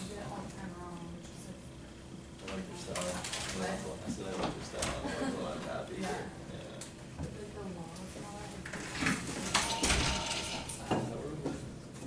I took my accounting 1 class without a calculator. Yeah. I couldn't have one, so a lot of like the net present value Did you by formulas and hand? things like that. Did you do by hand with like the table values? Yeah, I had this to class, you'll be kind do of, that. you'll run through it. So I think it's a good exercise to have people do It's good that. to understand Yes, it how is. you get it. I Even don't, though in the real world, you're probably never gonna have to. and Yeah, if the only one. this were an accounting class or, intro finance class, I would tend to probably skew toward at least, covering the formulas. But in this, it's just sort of like, we just don't have time.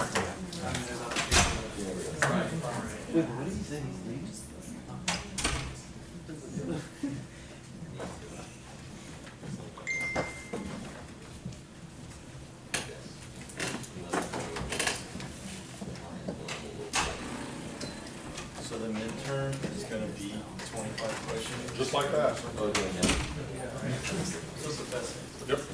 In terms of interest, I don't know why, but for some reason it just kind of like confuses me. So like, let's say I needed a loan for 20,000, Yep. and they said the interest, which is 5%.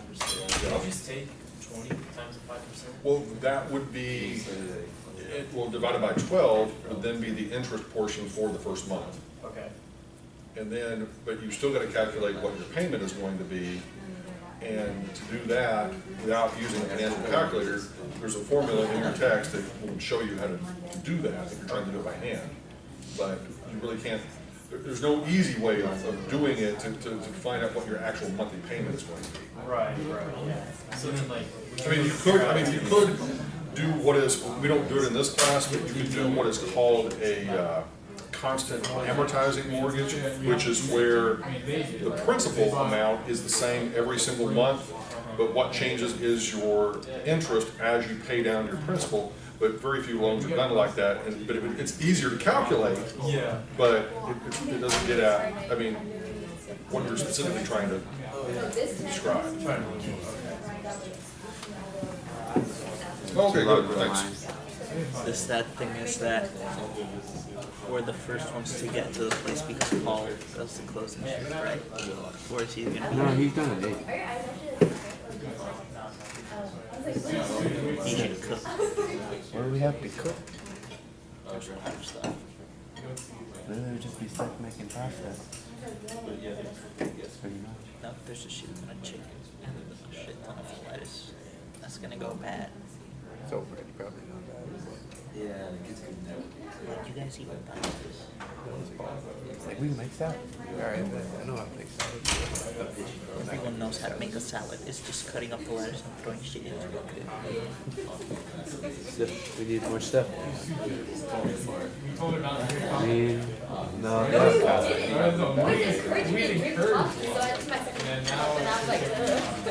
Caffeine is. I don't really want to use them. It does the exact opposite. It knocks me out. I'm not a vegetable. I mean, I do ask. It's like stir-fried veggies. But that's the fucking broccoli, cauliflower don't taste like anything in that. I think it's just squash, like frozen squash. Clear it out, Yeah, you can actually get like fresh squash and make pasta and rice out of it. That's what it's doing. Also, like I was saying, places, so My entire family. I don't know if I'm tired, but the deals right now. I'm not a vegetable.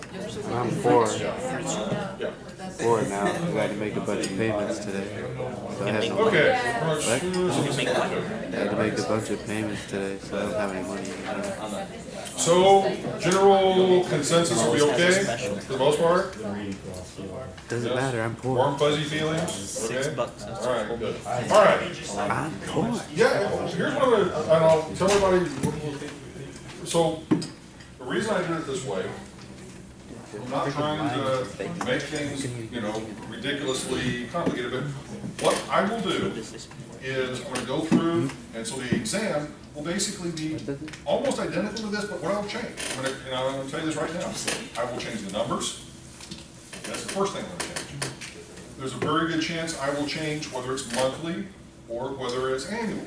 So if you kind of, take this and you're trying to memorize and say, okay, well, this one was monthly, and then you get to the test, and you're saying, oh, this same question, but now it's annual. Okay, so you're not gonna be able to memorize, is what I'm saying, all right?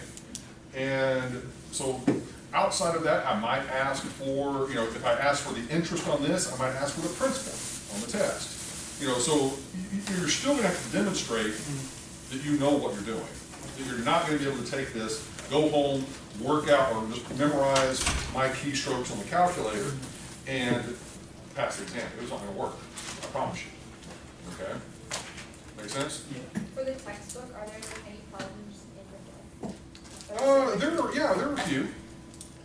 So which chapter? Well, I think it's in the syllabus, isn't it? Yeah.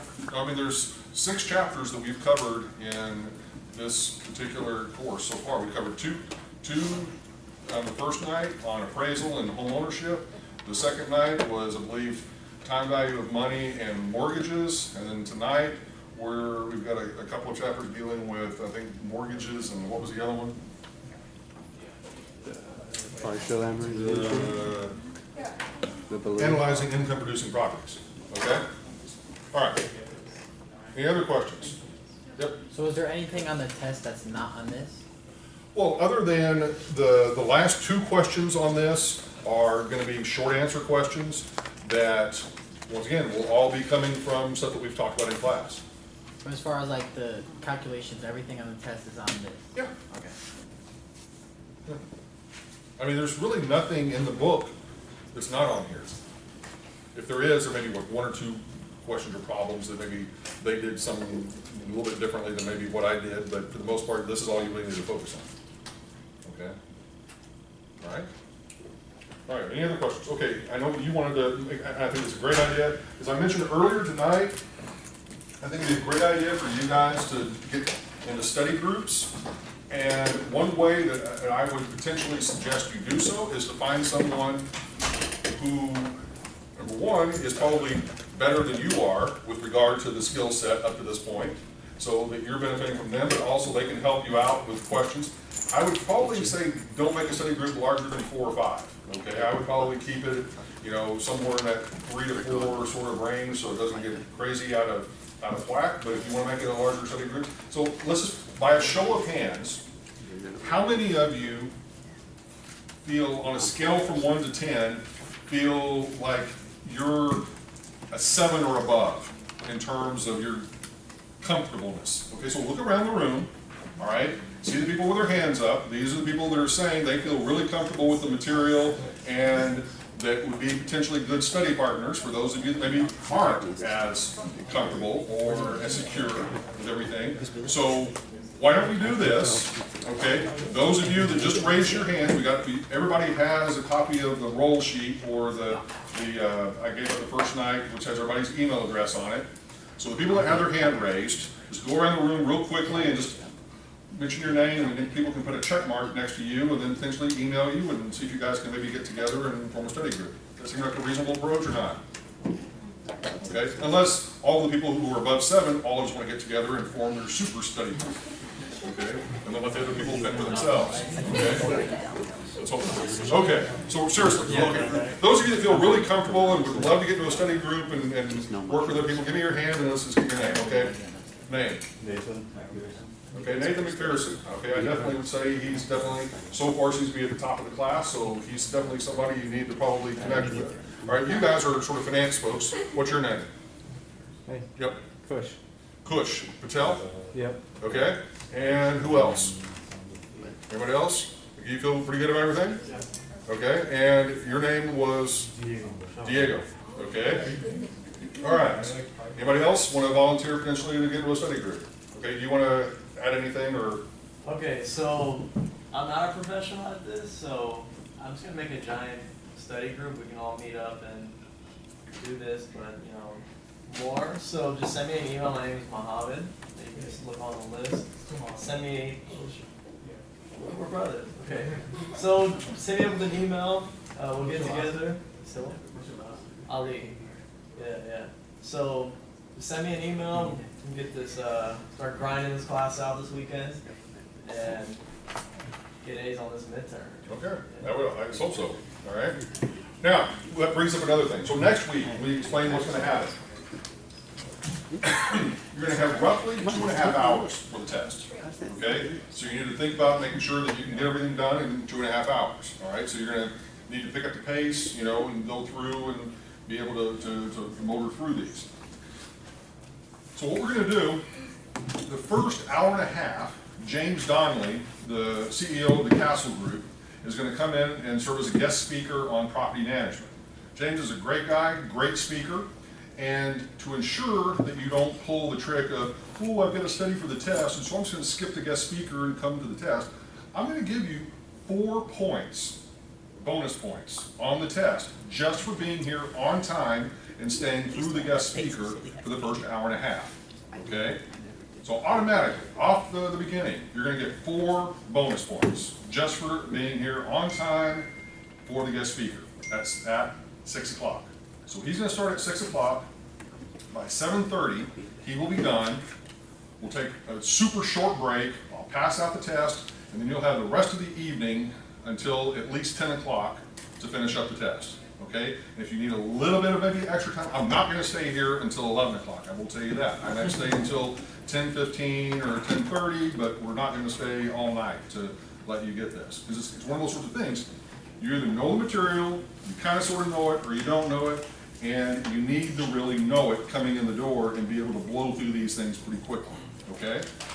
Because each question, if we were to go through and we were to actually just go through and just do them as we've been doing without explanation, you should be able to get through pretty much each question in under 2 to 3 minutes, okay, easily, okay? So if you say there's 25 questions, then 3 minutes is 75 minutes, so that's less than an hour and a half, okay? My suspicion is some of you will finish in less than an hour and a half. Others of you will need probably the full 2.5 hours. That's okay, but you know, you can, and also my advice for taking a test like this is go through and work well, first of all, go through, pick out the ones that you feel like are the easiest ones, because there are different levels of questions here, okay? Some of which only require a couple of steps, slam dunk, should be able to do them, no questions asked. Do those first. Make sure you get your answers written down for those, then go back and do the ones that maybe are a little bit more challenging.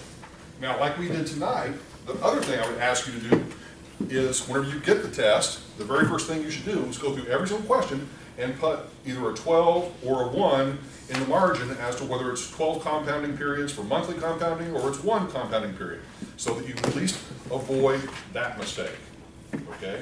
Because that will be the most common mistake that people will make. They just sort of, once again, blindly are assuming it's one or the other without really reading, okay? Other than that, it's pretty straightforward. What you're going to get is basically a sheet looking just like this. You will get a sheet of scrap paper that I will provide, okay? So no scrap paper from, no notes, nothing like that. Just strictly the test, a piece of scrap paper that I'll provide, and then you'll have an answer sheet which you will then write down your actual answers on, and then I will grade it before you leave the class. Okay, so as soon as you turn it in, I'll grade it. You'll have your grade before you walk out the door. Okay? All right? Any questions? Okay? All right. Moving forward.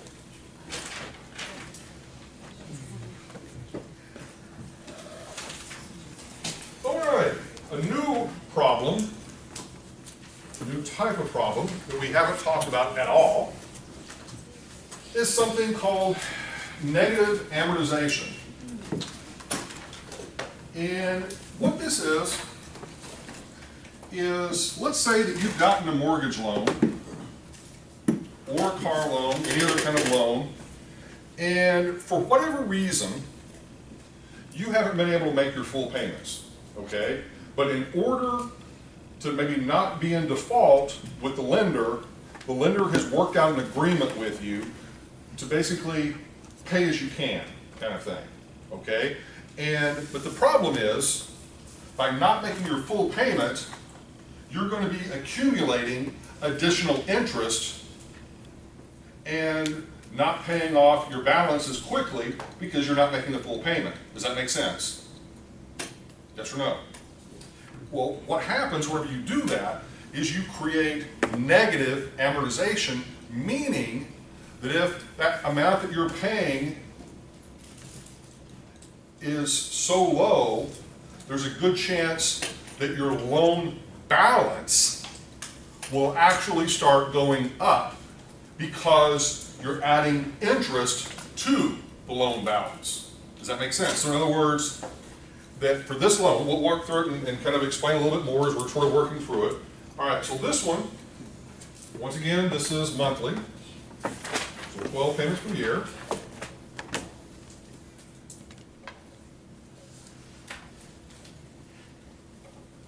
All right, $100,000 loan.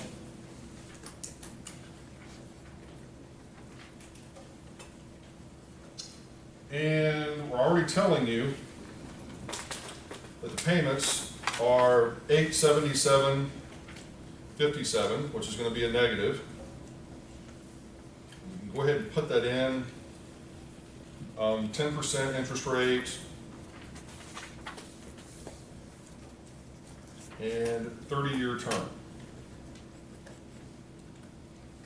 All right. Now, this is an example of where I've basically given you, in one sense, more information than you need, okay? Because you really only need 3 of those 4 items to solve for the 4th. Does that make sense? Okay? Now, why did I do this? Only to sort of show you what the payment would be up front, so that whenever I tell you what the alternate payment is, it sort of gives you a frame of reference, okay? So in this case, what we can do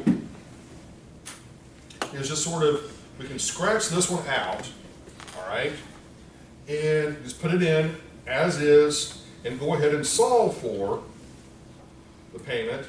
And we need to do this because the calculator needs to put that number into its memory registers, and just putting it in as an input doesn't quite achieve, I think, what is necessary for the calculator to be able to do the subsequent calculations.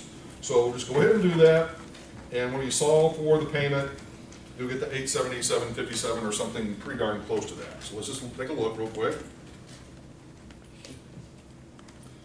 All right, so 100,000, present value, 10% interest rate, 30 years, solve for payment, 877.57 and some change. Okay, now, really nothing different, okay, other than just simply saying you really don't need to use the payment that I gave you up there initially. You can just go ahead and just solve for it. All right. The part that matters is basically the second sentence. Your lender has agreed to allow you to make payments of $300 a month because of financial hardship. What will your loan balance be at the end of month 36, or basically end of 3 years, assuming that you have only made payments of $300 a month? Okay, so if the normal payment is $877 a month, and we're only going to be making payments of $300 a month, what we're searching for is what is our balance going to be on this loan at the end of that 36 months. So all we have to do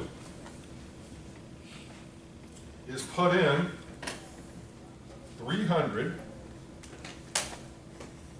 as our new payment.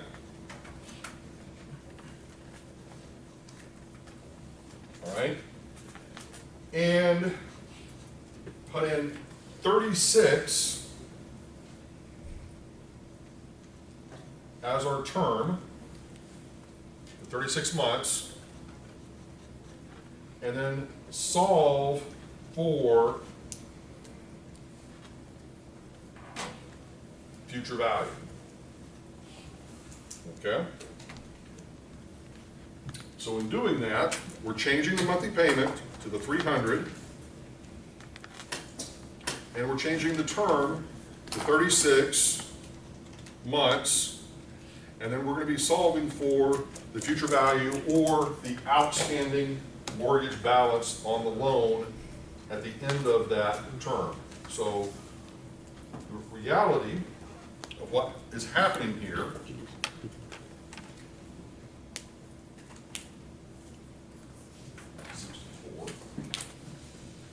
is we initially borrowed how much?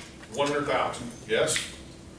But because we have only been making payments of $300 a month instead of the required payment of $877.57, after 3 years or 36 months, instead of only owing the 100,000, now we owe 122,000 because, and that gets added to our balance of the loan because that is interest that we have not paid.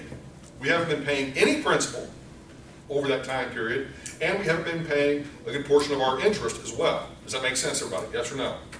So the answer is simply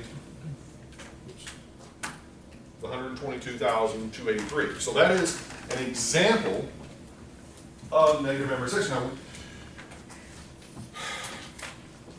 you know, it's the whole thing that whenever you're sort of down and out, you've lost your job, you know, you've worked out this deal with your lender and everything, and, you know, this is a situation that you've ended up with, and you know, in your mind, you're thinking, oh, the lender's being nice to me, they're letting me, you know, basically defer, you know, my payments a little bit and make these lower payments. The reality is they're still getting their money. They're still getting their 10% rate of return. All that's happening is your balance is creeping upward, and so if you go to sell the property, you got to sell it for something greater than that in order to be able to pay off the mortgage in full. Okay? Question? So is the reason, like, because we solved for the first payment, 877, Yep. and then we changed the payment to 300. Correct. Is that like the calculator recognizing the Yes. difference? Is that why we need to do that? Yes. Okay. Because it has to sort of respond to that change, Okay. and then what we're just saying is 36 months out into the future, what is going to be that outstanding balance. So if you never had that Now, 877, you could have also, another way you could have done this is the shortcut.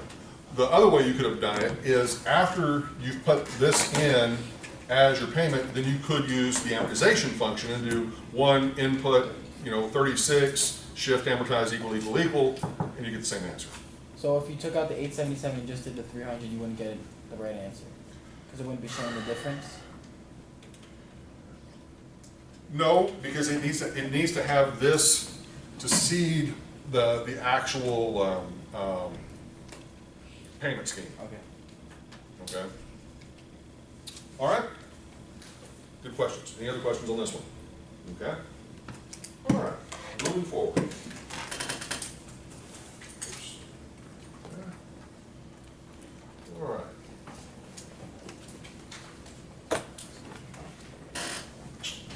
Okay, but I did throw a couple of easy ones in here, so there's like, the next two, question 15 and 16, are definitely what I would call the A-level questions, okay? They're the questions, if you get those first glance, you're probably gonna make an A without a question, okay?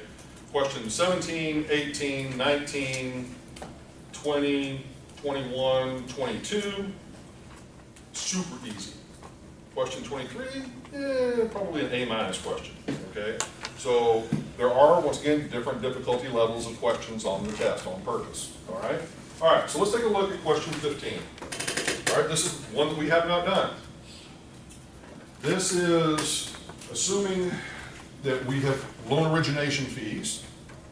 It's also assuming that we have a repayment of the loan early, okay? So this is gonna be a little bit more involved, okay? I'm just gonna go ahead and kind of just, as I said, it's an A-level question, more steps involved. All right, so let's just start off with the basics. All right, this one is,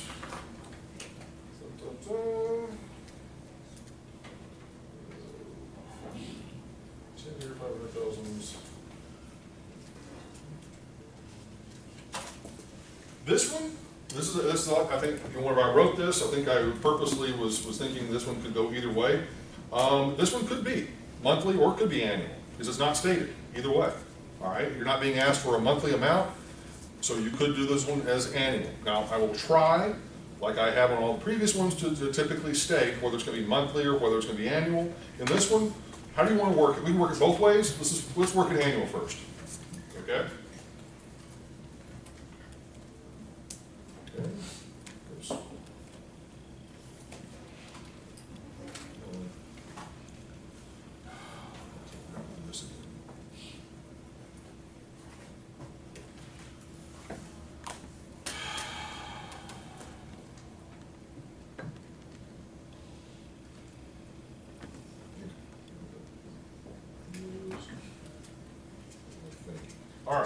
So So this one, let's just say it was annual, so 1 payment per year.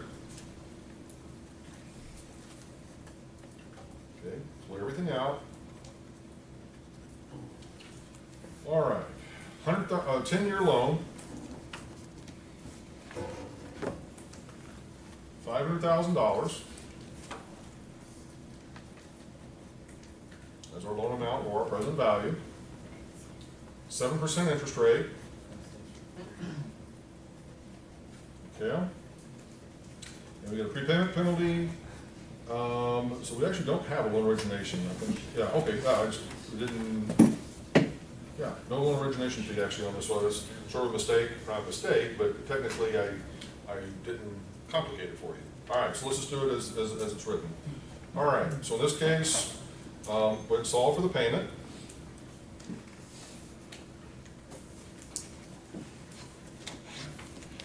Okay. 1 payment per year. And 10 years, 100,000 at a 7% interest rate. Okay, let's get our payment. So this is an annual payment.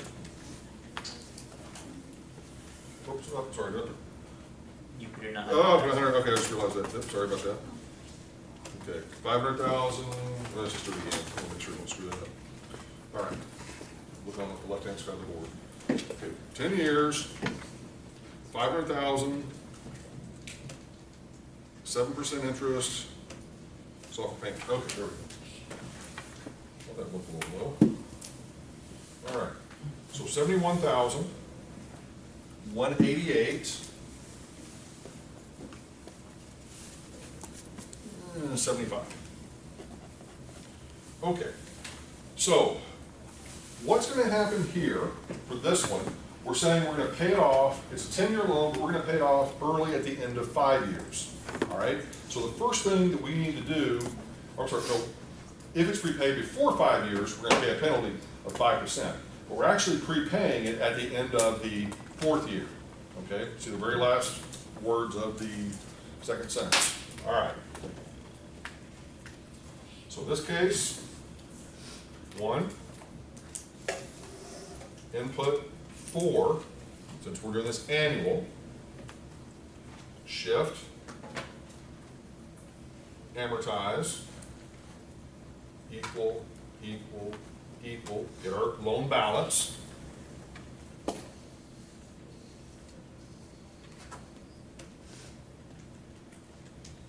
Of $339.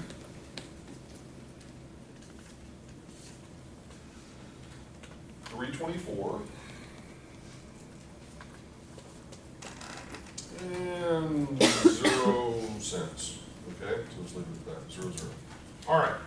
So up to this point, really nothing new. We just simply said, okay, we've got a 10-year loan, $500,000 amount, 7% interest rate. We get that annual payment.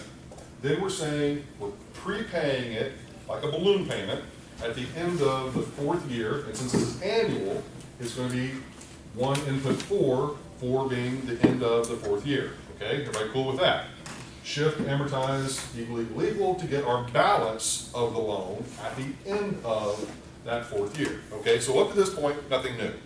Okay, now the new piece is to inflict a prepayment penalty on the borrower of this loan. So the prepayment penalty is going to be assessed on the outstanding balance of the loan.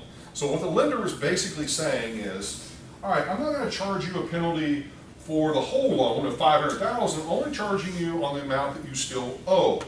Okay? But it's also an interesting little caveat within the question, if you read it, is that they're only charging you the prepayment penalty if it's paid off before when? The end of the 5th year. Lenders are exceedingly picky, persnickety, whatever word you want to use about that.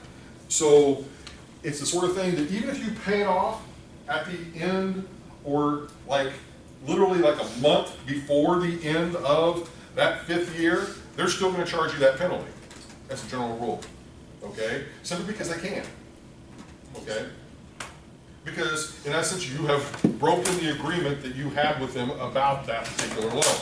And so it's an opportunity for them to make some extra cash, even though you may think that's not right, but at the end of the day, it's all about them trying to maximize their rate of return. Okay? That's what we're going to sort of demonstrate here. Okay, so in this case, what you're going to do is you're going to simply, it's a 5% penalty, so we can handle this a couple of different ways, all right? One, just to illustrate what the penalty itself will be, is to simply multiply that amount times 0.05, okay?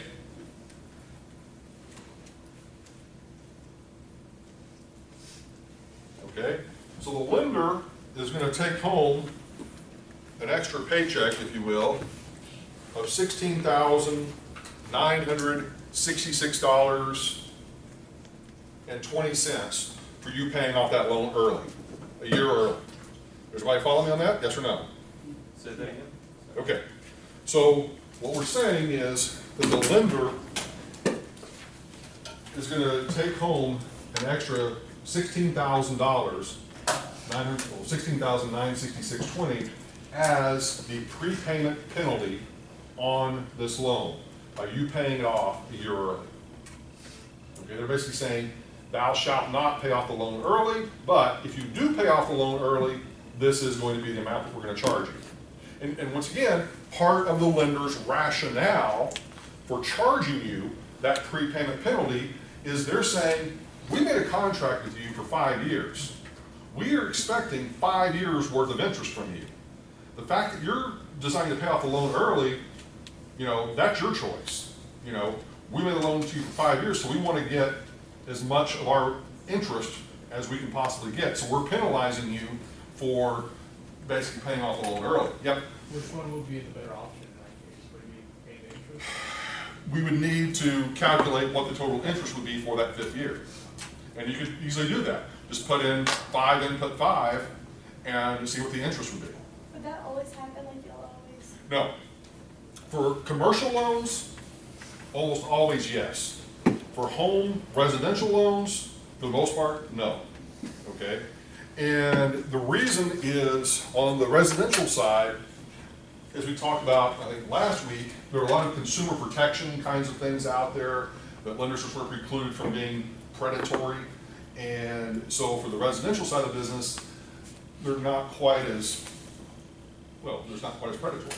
Whereas with on the commercial side, it's much more buyer beware. You sort of need to read the fine print. You need to be aware of what you're doing, and ultimately, it is what it is. You wouldn't have to do that calculation to know which amount is more though, right? If you knew that you had to pay 7% interest across that year, or 5% up front, it's going to be more. You know it's going to be more, 2% more, and broadly speaking, but if you want to see what the difference is in the dollar amount, you can do that. What the heck. So in this case, 5 input, 5 shift, amortize, equal. So the balance at the end of 5 years would be $291,000. So just doing the simple math of 339, 324 minus 291, 887. That's a difference of 47,000 overall. Okay, in terms. Right. I'm sorry. Go ahead. Oh, I'm saying, but interest only would only be. Right. So in this case, just the interest portion is 23,000. So if you're paying a penalty, so basically, if you want to say your choice is this: you pay the penalty of $16,000 today, or you go ahead and make payments for the next year, keep the loan for 1 more year, and you're going to have interest payments totaling for that year of $23,000. Okay, in addition to the principal payment. Okay, makes sense? So in one sense, it is a better deal to go ahead and pay the penalty, okay, And because here's you're saying, well, the question hopefully most of you are asking in your brain about this is, why would you prepay a loan? I mean, why would you? One very simple reason is the market is super hot today, and you may be expecting that a year from now, the market's going to be awful. And so you're better off cashing out of your property today, getting your payday, paying a little bit of a penalty, than waiting a year from now where your property may be worth considerably less than what it's worth today, and continuing on with the loan, and end up in a situation where maybe you can't even sell your property anywhere close to what you can sell it for today. I can't tell you how many people I've known over the years that they've been faced with that exact dilemma. Because it's like right now, I've said this and I'm standing by it. We were at the peak, we've dropped a little bit below the peak, and my suspicion is it's going to get a lot worse because interest rates are going to continue to rise, and so values are going to go down, mark my words, okay? They're going to go down over the next year, year and a half, and as on most, all property types, maybe not every single thing, because there are some markets that are weirdly insulated. And when I say weirdly insulated, one of the primary ones that's kind of just is the one beyond comprehension is the downtown Miami condo market, okay? That's just a weird market. And the reason it's a weird market is because it doesn't conform to normal market fundamentals, because what you have are very wealthy people, typically from out of the country, that are willing to pay premium prices to park money in U.S. real estate, and in some cases, maybe not completely on the up and up in terms of trying to launder money for drug purposes or whatever else. Not trying to overgeneralize, but it's a weird market, and the values are way beyond anything that is normal or rational or reasonable, okay? Barring that market, the remaining kind of market that's out there values will probably go down, okay? All right, moving on. Okay, we haven't finished this one yet. Got a little sidetrack there. Okay. This is, once again, question 15. Okay, so what I'm asking for, calculate the effective cost of borrowing expressed as a percentage if this loan is prepaid at the end of this 4th year. So what are we asking for? What we're saying is we want to know what is the lender really getting as a rate of return on this loan by charging us this prepayment penalty. Does that make sense conceptually? Okay, they're charging us a 7% interest rate, yes? But they're also charging us this 5% prepayment penalty.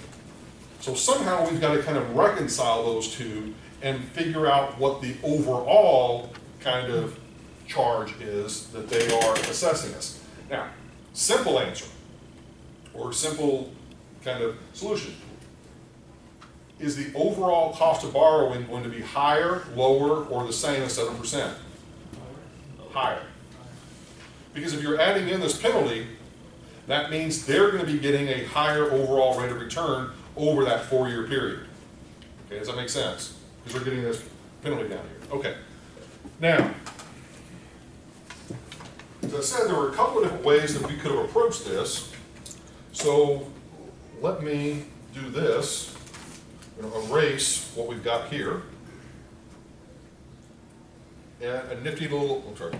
So you talk about the higher rate of return, but like, isn't that speaking in terms of just year 1 to 4? But like, under the original loan agreement, they would be making less. They potentially would be making more, but we're talking now the holding period for the lender has been revised. Okay. And so your effective cost of borrowing over that 4-year period is what we're really looking at.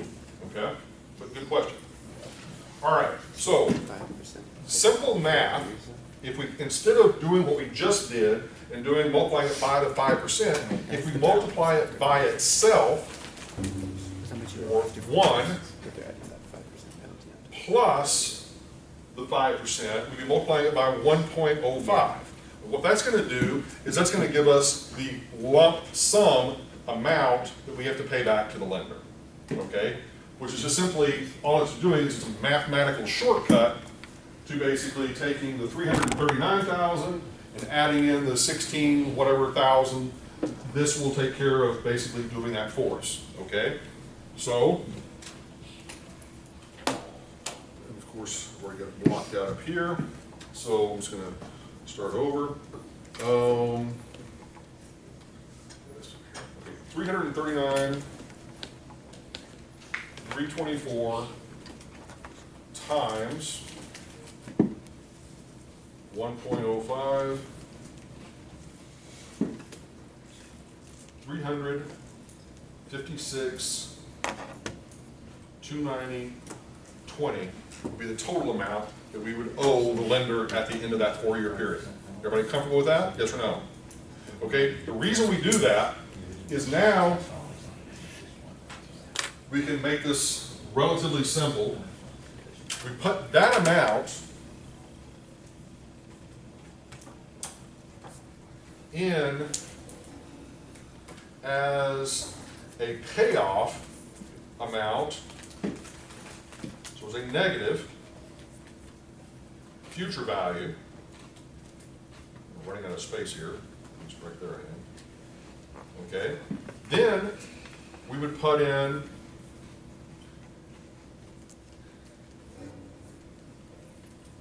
we've already got it. Yeah. We put in 4 as our new term to reflect that payoff at the end of the 4th year, and then we simply solve for the interest rate. Okay, we should get something higher than 7%. I'm going to have to rework it because I already cleared out my calculator.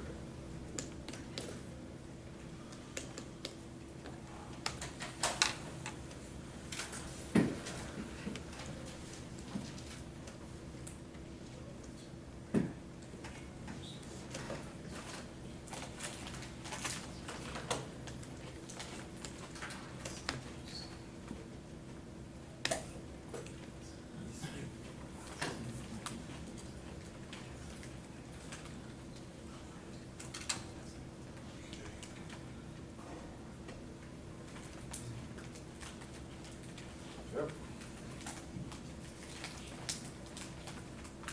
So you should end up with 7.84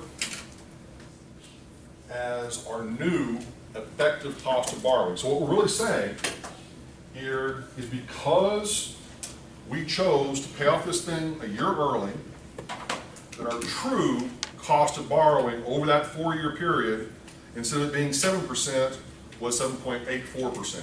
And that takes into account that prepayment penalty, okay? Yep. So over the 4 years, their rate of return was higher than it would have been for 5 years?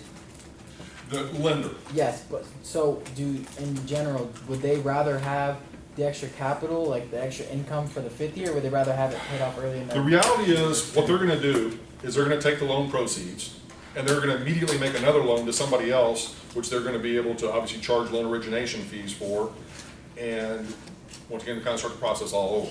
So they're gonna make money either direction, but it's just another way they can make money off of the borrower.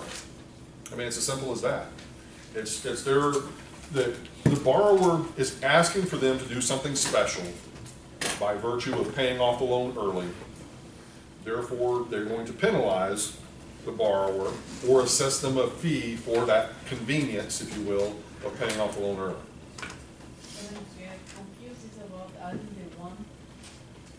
Okay, so here, all we're doing mathematically is we're just simply saying we're multiplying the 339,000 times itself, which is 1.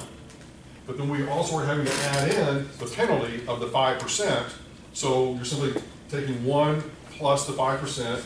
By doing that mathematically, it's the same as taking and calculating the 5% and then adding it to the 339. It's just, it saves a step. Okay? Okay, other questions? Okay. All right, we're almost to the easy ones. Okay, this is the last tough. All right.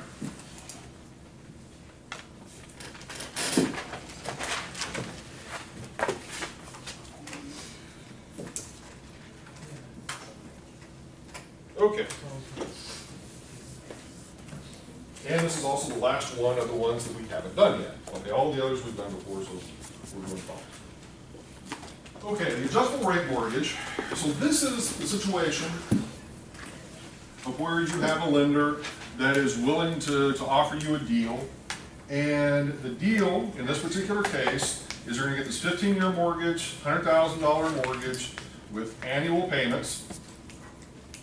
And you're told that the interest rate for year one is gonna be the sort of a teaser rate or introductory rate of 1%. Years 2 and 3, it's gonna go up to 4%. And then from years 4 to 15, it's gonna go up to 8%. Everybody understand conceptually what's going on, okay? So the devil is in the details in terms of doing the calculations, okay? And we're gonna walk through this, and I'll, once again, kind of explain it as we go along what we're doing.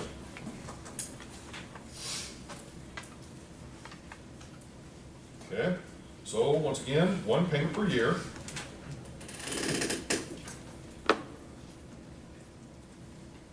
Clear everything out. All right. Okay, 15 years.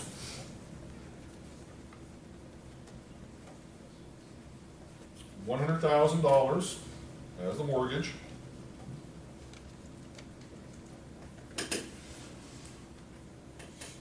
All right, and the first year of interest is going to be 1%. So 1 as our interest rate, and then we're going to solve for the monthly payment. Okay, so far so good. All right, no, nothing new. All right, so let's just solve for that payment real quick.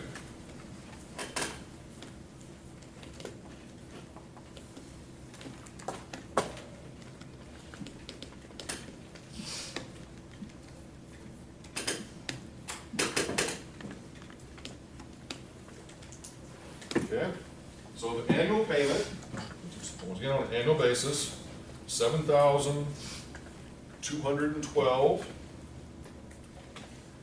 and 38 cents rounded.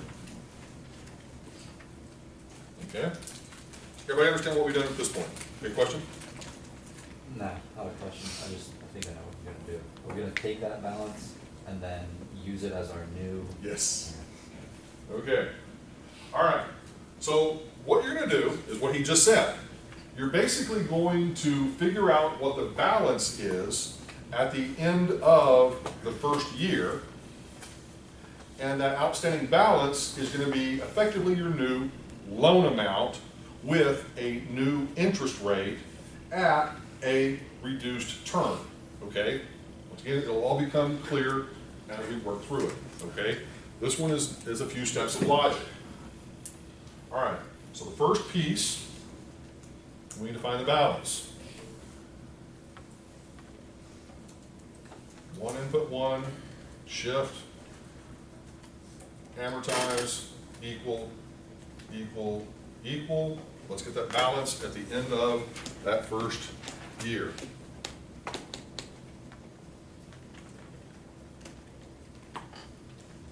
Okay.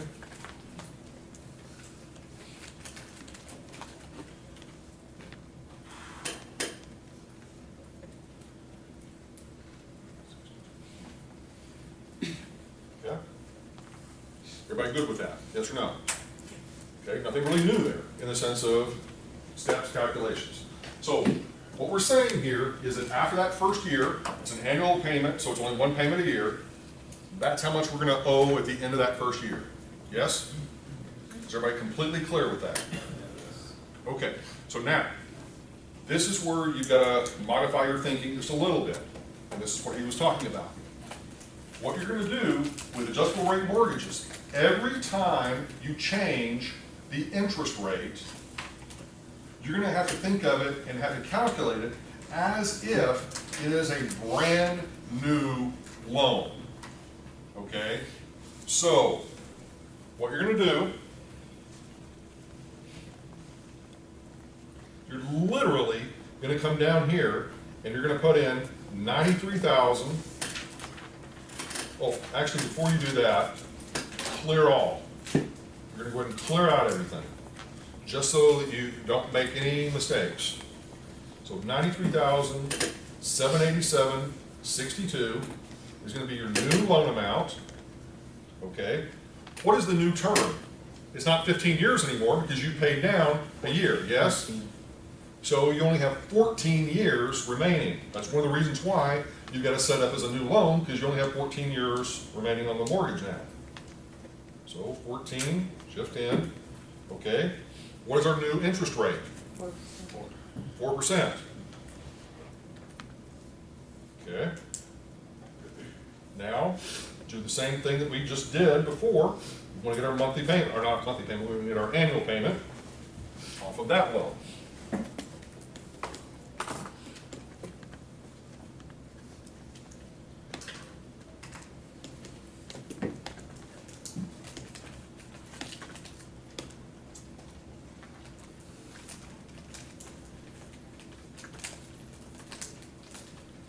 $88.78.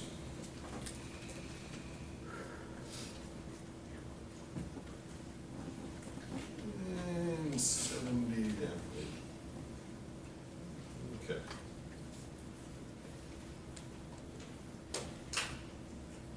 Okay. Is everybody with me, understanding what we've done up to this point? Yes or no? Okay.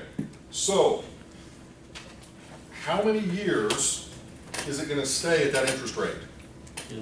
2 years. Okay, so what do you think we're going to do? 1 to 2. Brilliant. Okay. So 1, input 2, shift, amortize, equal, equal, equal. So we see a pattern emerging here. Okay.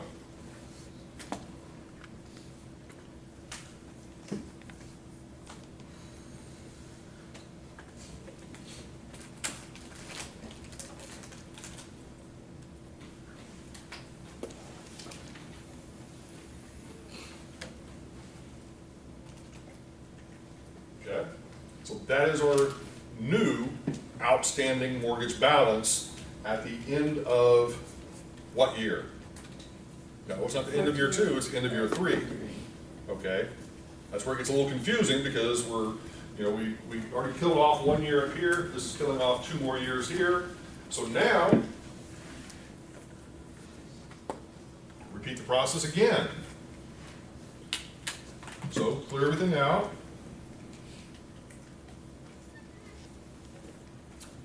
And in this case, 83,327.98 is our new loan amount. For how many years? 12 years. Okay.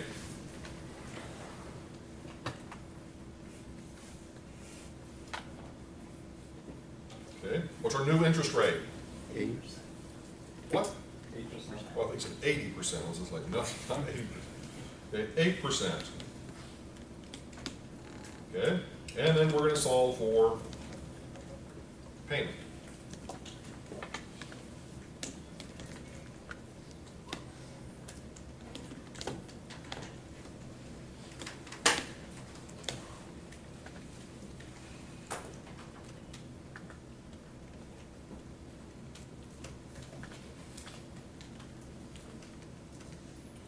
$11,057.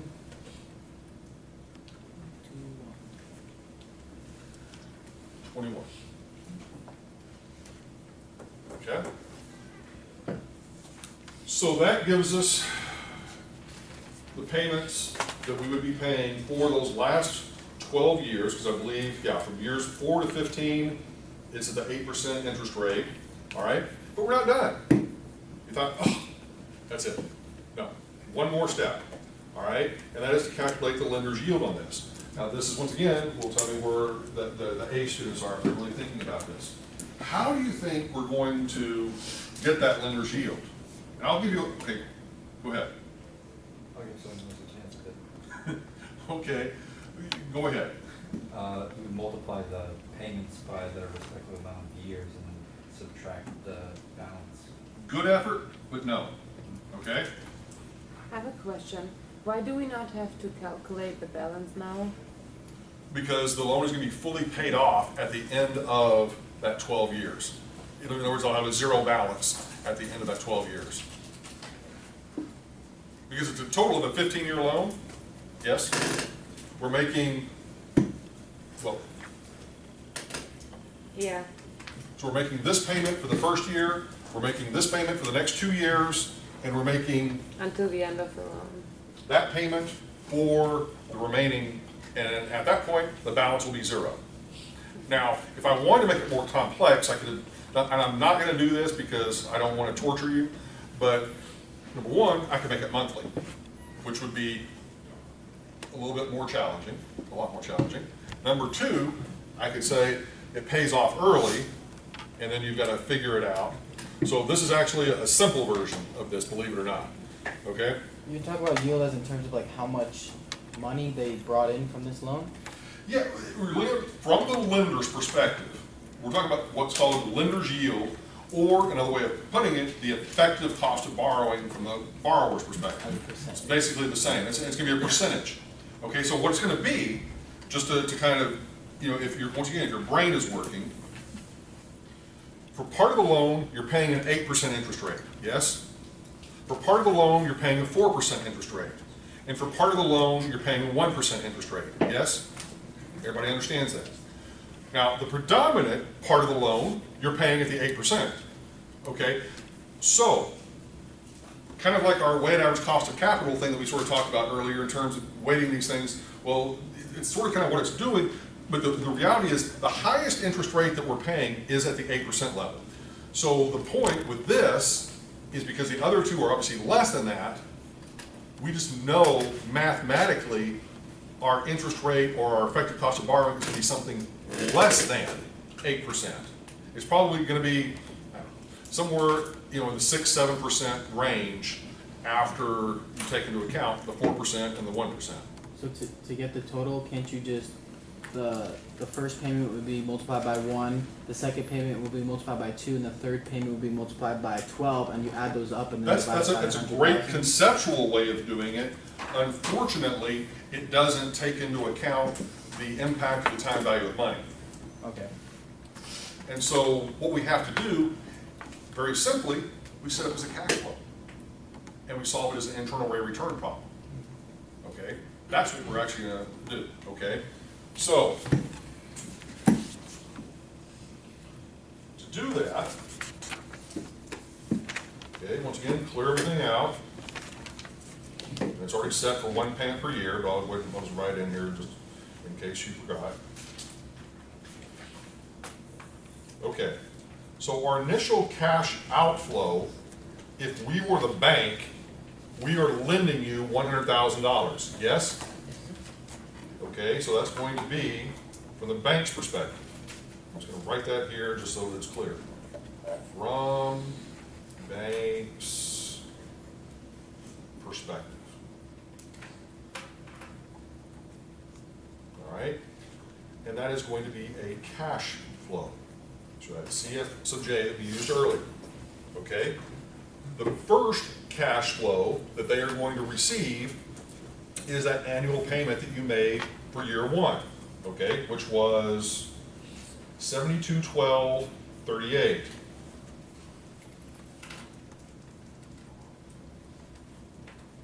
Okay, from the bank's perspective, that is a cash inflow to them. That is a payment they are receiving. Yes? Okay, thus the perspective thing. All right, so cash flow. Okay, for the second year, it's going to be the 88, 78, 78. For the third year, 88, 78, 78. Okay, everybody with me? Making sense so far? Yes or no? Yes. Okay, now, the question that you're going to ask is, all right, for this 11,057.21 that we're going to put in as a cash flow, do we have to put that in 12 separate times? And the simple answer is no. there's a shortcut. And you're gonna be, yes, thank you. Because putting that in 12 times, it would be cumbersome, all right? So the shortcut is as follows. How many times does it occur? 12. So you're gonna put in 12, shift, and underneath the CFJ button is N sub J. Everybody see that? Yeah. Not the N key, but the N sub J key underneath the cash flow. So N sub J. What it's saying to the calculator is that this payment, and this payment only, is being received 12 consecutive periods. Does that make sense? Yes, no, possibly could be. Okay? It's just a shortcut. Otherwise, the long way would be to enter in this 11,057 12 separate times as a cash flow. Okay? So it just shortcuts the process. It's the reason I wrote the question the way that I did, so that I could teach you the shortcut. Okay? Now, all right, at this point, you're going to be saying, we've got to be getting close to the answer on this thing. All right? And the simple yes. All we have to do now is to solve for, you tell me,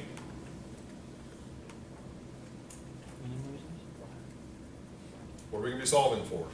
The rate of return? Yep, the internal rate of return, so we're going to be using the IRR button. Okay? All right, so let me do it over here. So those of you that have been punching along, what did you get? It's possible, yeah. I mean, I thought it was going to be maybe a little bit higher than that, but that sounds reasonable. Okay. So 100,000 cash flow. 12, 8,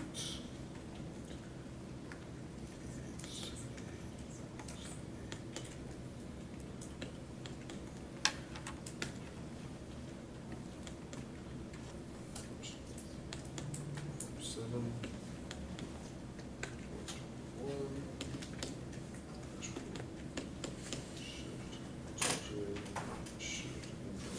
Yep, there we go. 5.99, you can round that up obviously to 6, okay? Everybody cool with that? Yes or no?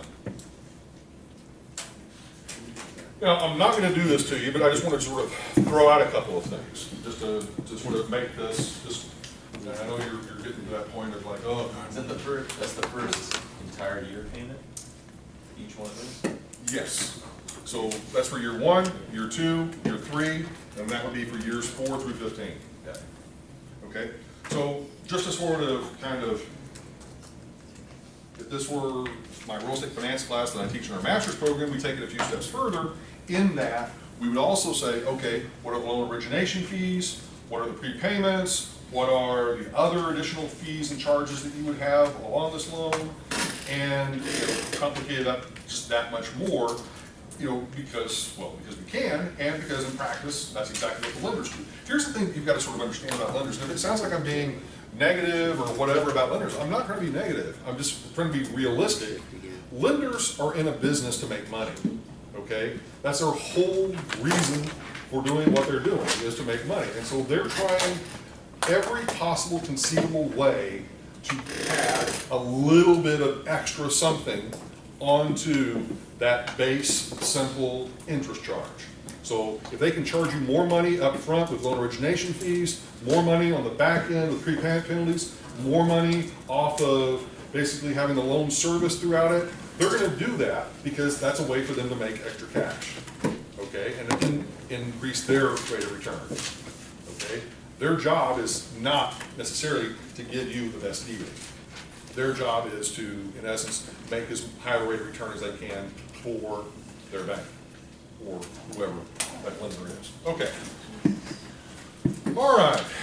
Now you can decompress a little bit because the remaining problems are super simple. Okay? So calculating the lender's yield on this loan would be a percentage? Yes. And then we need that percentage specific. Okay? Every time you ask that, you're gonna talk about a percentage. If you're talking about a yield, it's a percentage. Okay? If it's a rate of return, it's also a percentage. If it is an internal rate of return, it's a percentage. If it's a cap rate, it's a percentage. If it's a, you know, there's just a variety of words that make it, discount rate is also a percentage. So it's just, the terminology over the years has, for the most part, instead of just calling it by one name of like an interest rate, it has evolved and changed simply because of what it may apply to. And who in the context of whatever financial instrument we're talking about, what they specifically are calling it. Like for example, not make it abstract, but make it specific. Whenever you sell bonds and you were to buy a bond from a corporation, it would typically say that your yield on the bond is X%, okay? Instead of saying your rate of return on the bond. There was somebody say the bond yield is this, okay? Whenever you're getting a loan, you would just simply say maybe your effective cost of borrowing is this on a loan. Or on the lender side, the yield, the lender's yield on a loan is this. But at the end of the day, it's still some sort of a percentage or interest rate or what we want to call it. It's just that it gets called many different names. Okay? Okay, other questions? Okay, why don't we do this, just because these are so simple, is work in your little groups, okay, and see if you can kind of come up with the answers from basically 17 down through 23. You should be able to do those pretty quickly. Work in your little groups with each other. I'll go over them, but I want you to struggle a little bit. You're not going to struggle much. They're pretty simple.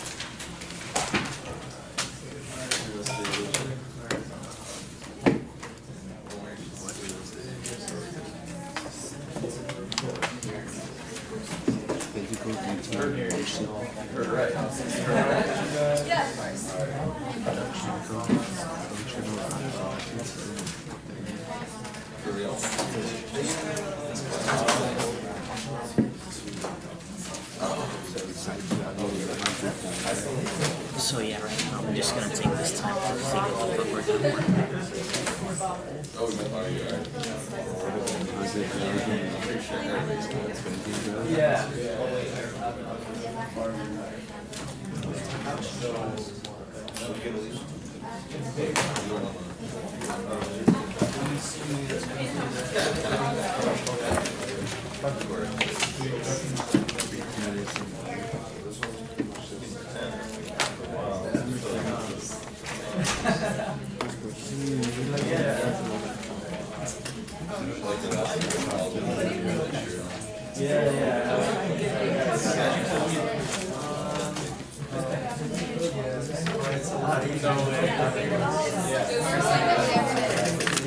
This is just like, it makes a puzzle. Estimated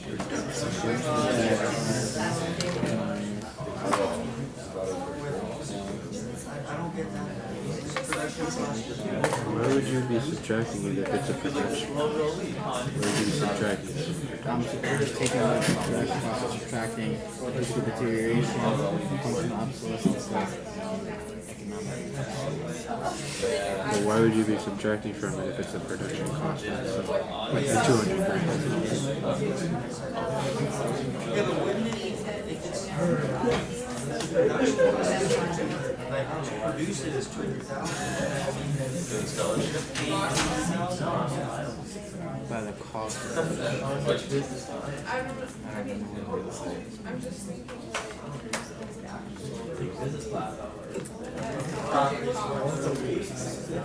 Oh, with all the approaches. Yeah, I know. I don't have time. They could have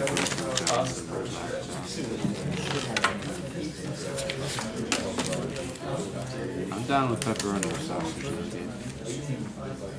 or just cheese. Between the 4 of us, you think 2 pizzas is enough?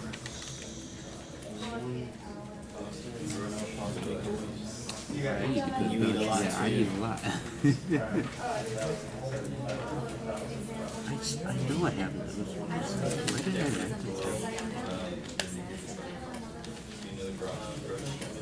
So cost approach is present.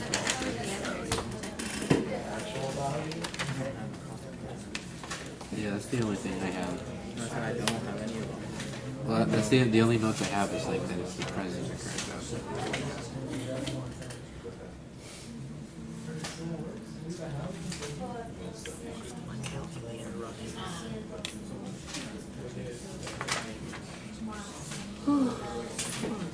What are you talking about? We haven't done anything. He was working. Whose side are you Whatever. on? Technically, physics.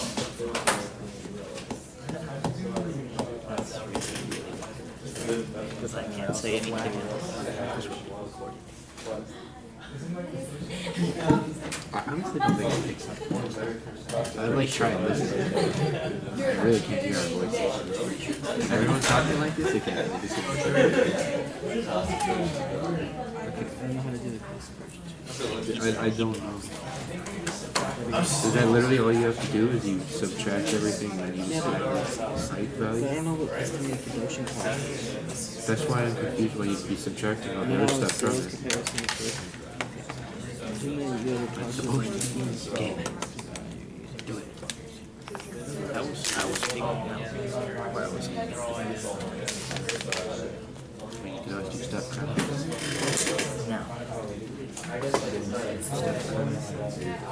only put stuff brush when it sounds special.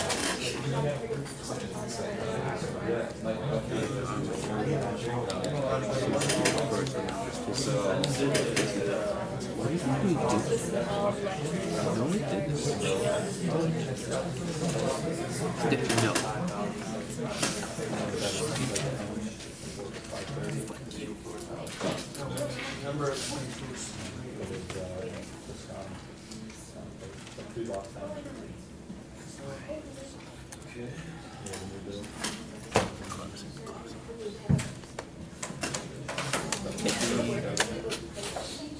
I'm trying to do the work. You're not trying.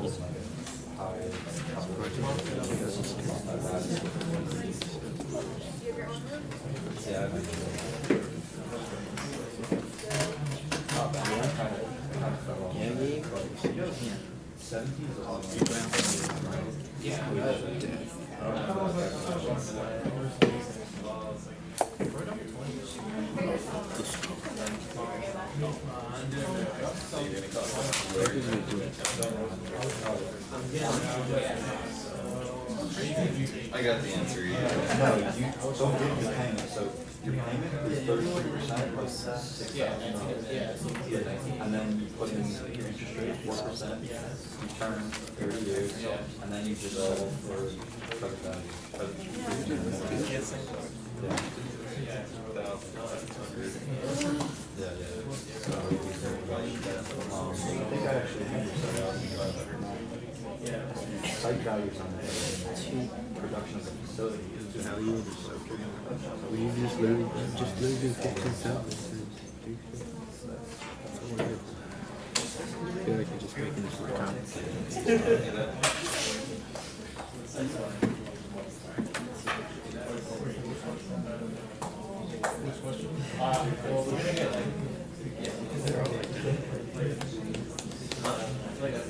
What is that?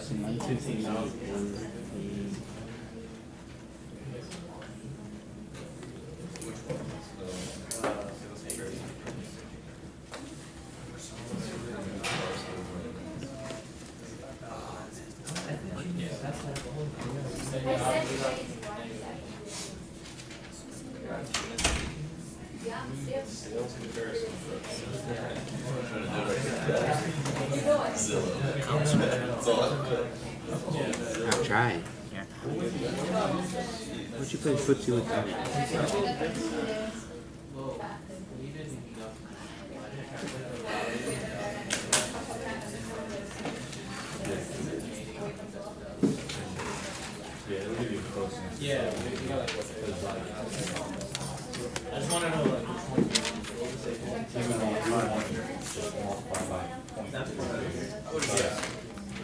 I read this. I recall, and I'm like, you're investing? But no, we're doing more.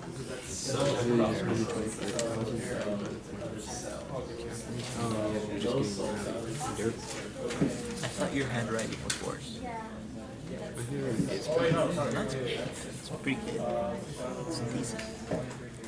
Legible.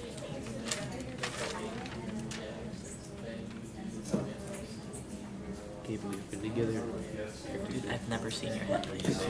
We literally had like the same class like every single year. Yeah, but we always type everything. Still, I've never seen your handwriting. Your signature doesn't count.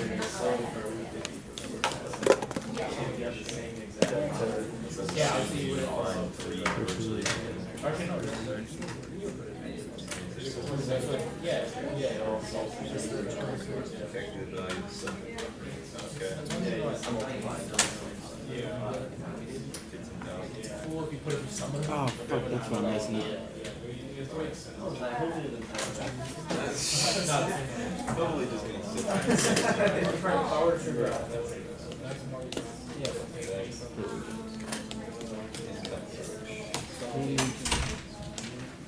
You.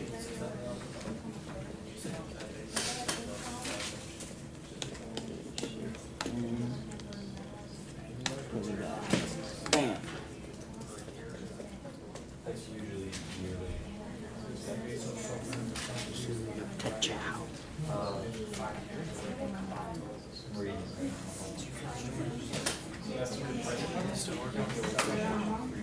Yeah. No. Oh, well.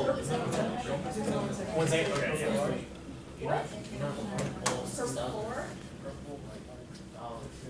Okay, I'm gonna give you about 10 more minutes to kind of work through this on your own, and then we'll get started. If you, within that next 10 minutes, if you want to take a quick little break or whatever, you can do that, but otherwise we'll get started at 9:05. Number 20, what did you do for 20? Oh shit, I did it right. What your return is. Bam. For the 20%. Good job. One.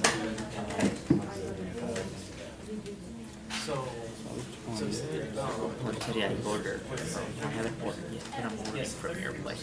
6,000. So just like 6,000 pizza. Really hard to place. $19,930. That's when you're gonna get their food. Like you. Dude, what the fuck are you doing, man? The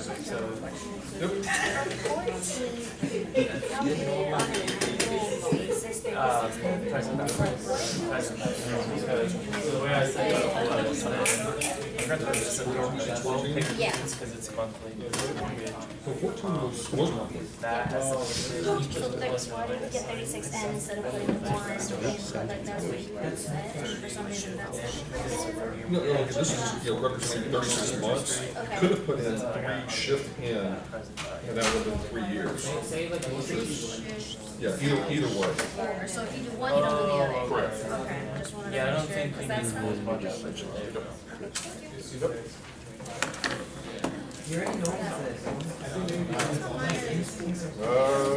Don't know. I've got the 3 up here. Somewhere. Who has my other 3 calculators? Anybody? Okay, so yeah, that's yours. Thank you. I'm running 6.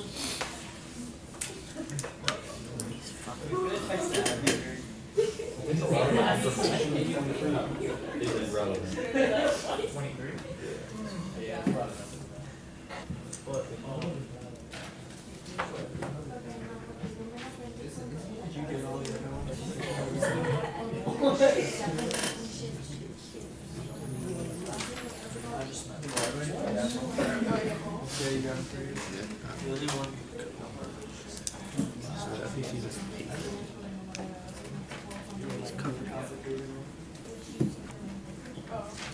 So if you need help with number 23, obviously it was one of the handouts I gave you the first time. Along with all of these, quite frankly. For 21, the 4,000 you get from 5,000 divided by 1.25, is that the payment? This is the payment, this is the debt service coverage ratio. And that would be the annual, or the monthly debt service, so that would be the monthly payment, yes. Okay. Yes. You already sent the link to your videos, right? Yep. Yeah, and all you have to do if you want to find any of them is, I mean, obviously go to the link I sent, but you can just go to the MSRED, REE channel and they'll be uploaded. Probably. Actually, usually I upload them tonight before I leave. Okay, perfect. Thank you.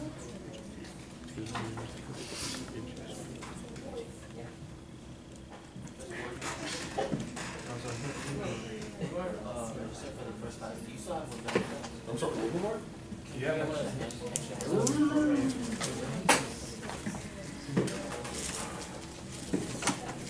Freaking big.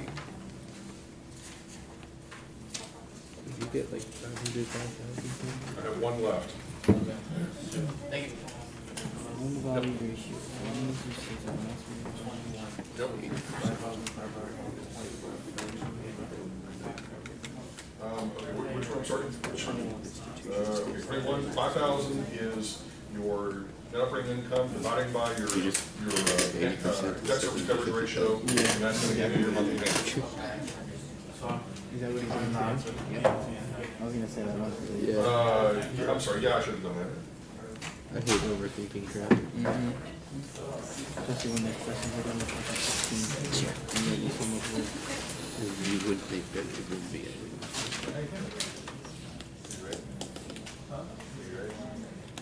Five more minutes and we'll go through all of this. Got it?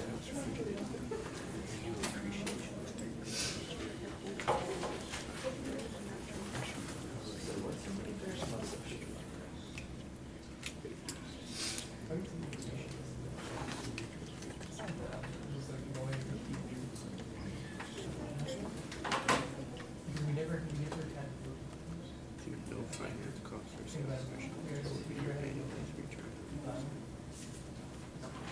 What? Present value is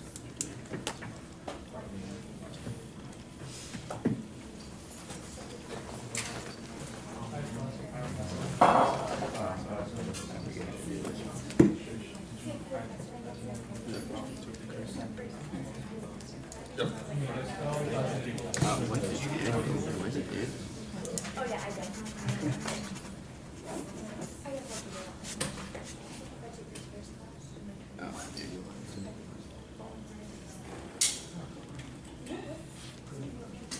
Oh, screw it.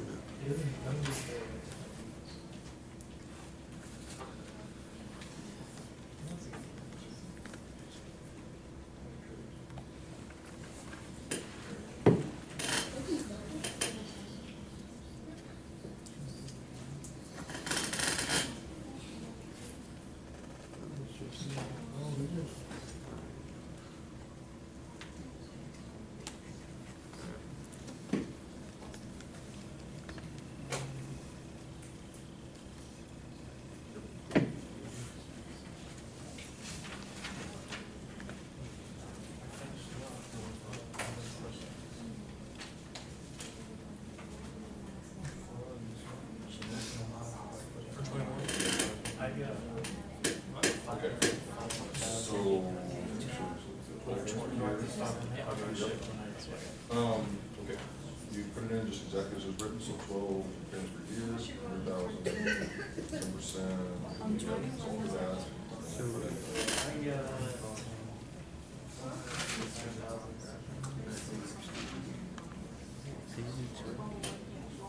It's all for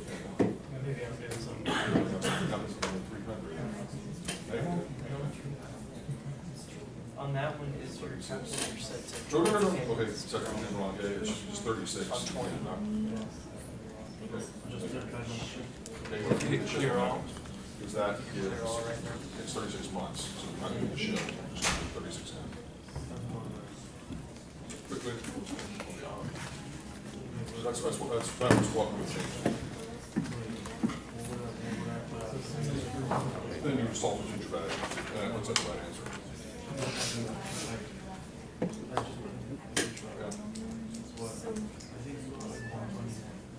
Yeah.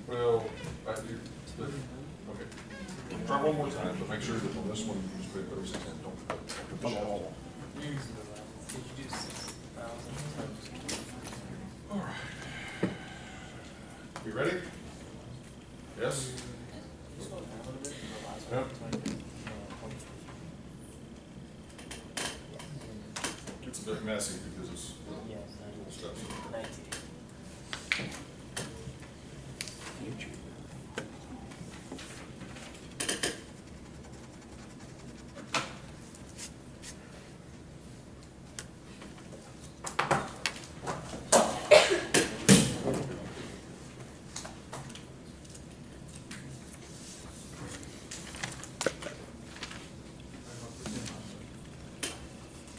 As before, or? 122.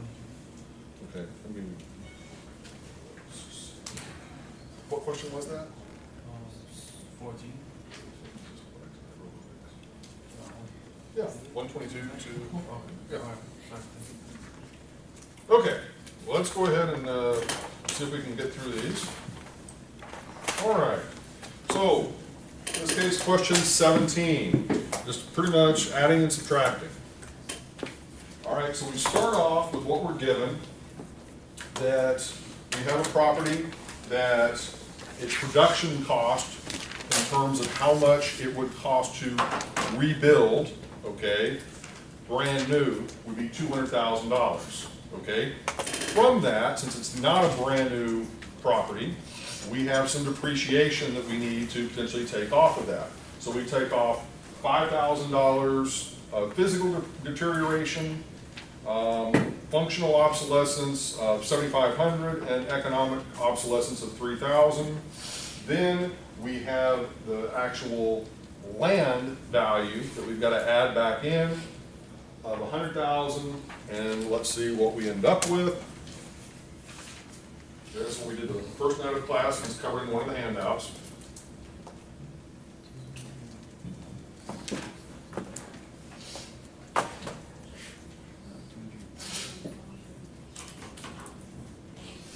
Okay, so I get 284,500. There you get? Yep.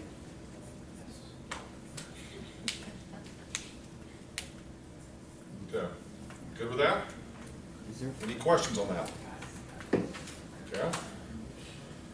Now, just out of curiosity, if I were to ask you as like a conceptual question, not that I'm going to, but you know, what the heck. What is the difference between functional obsolescence and physical deterioration? I'm guessing. Well, let's start with the easy one, which is what? Physical deterioration. Yes. Okay, we know what that is. That's basically the wear and tear on the property that, you know, probably needs to be repainted, maybe some new carpet, you know, that sort of stuff. Okay?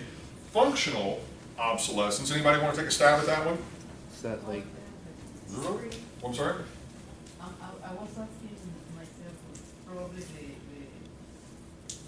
everything inside, like the kitchen, for example, the dishwasher, or the toilet system, or all the sewer, the water sewers, or whatever. Normally, functional obsolescence is where, with an older property, you may have something that is built into that property where now you no longer need that, or it may be, and then you've got to replace it because it's sort of no longer, like, I mean, a simple one, if you're talking about, like, you know, kitchens. It's a really old house, it might have like a wood-burning stove, okay? Most people are probably not going to want a wood-burning stove as their sort of you know, appliance to cook on. So you would want to replace that functionally obsolete item with maybe an electric stove or a gas stove or whatever else it might be. So it's something that, you know, maybe is no longer needed. Another one might be that, you know, once again, with really, really old houses, a lot of them didn't have a lot of closet space.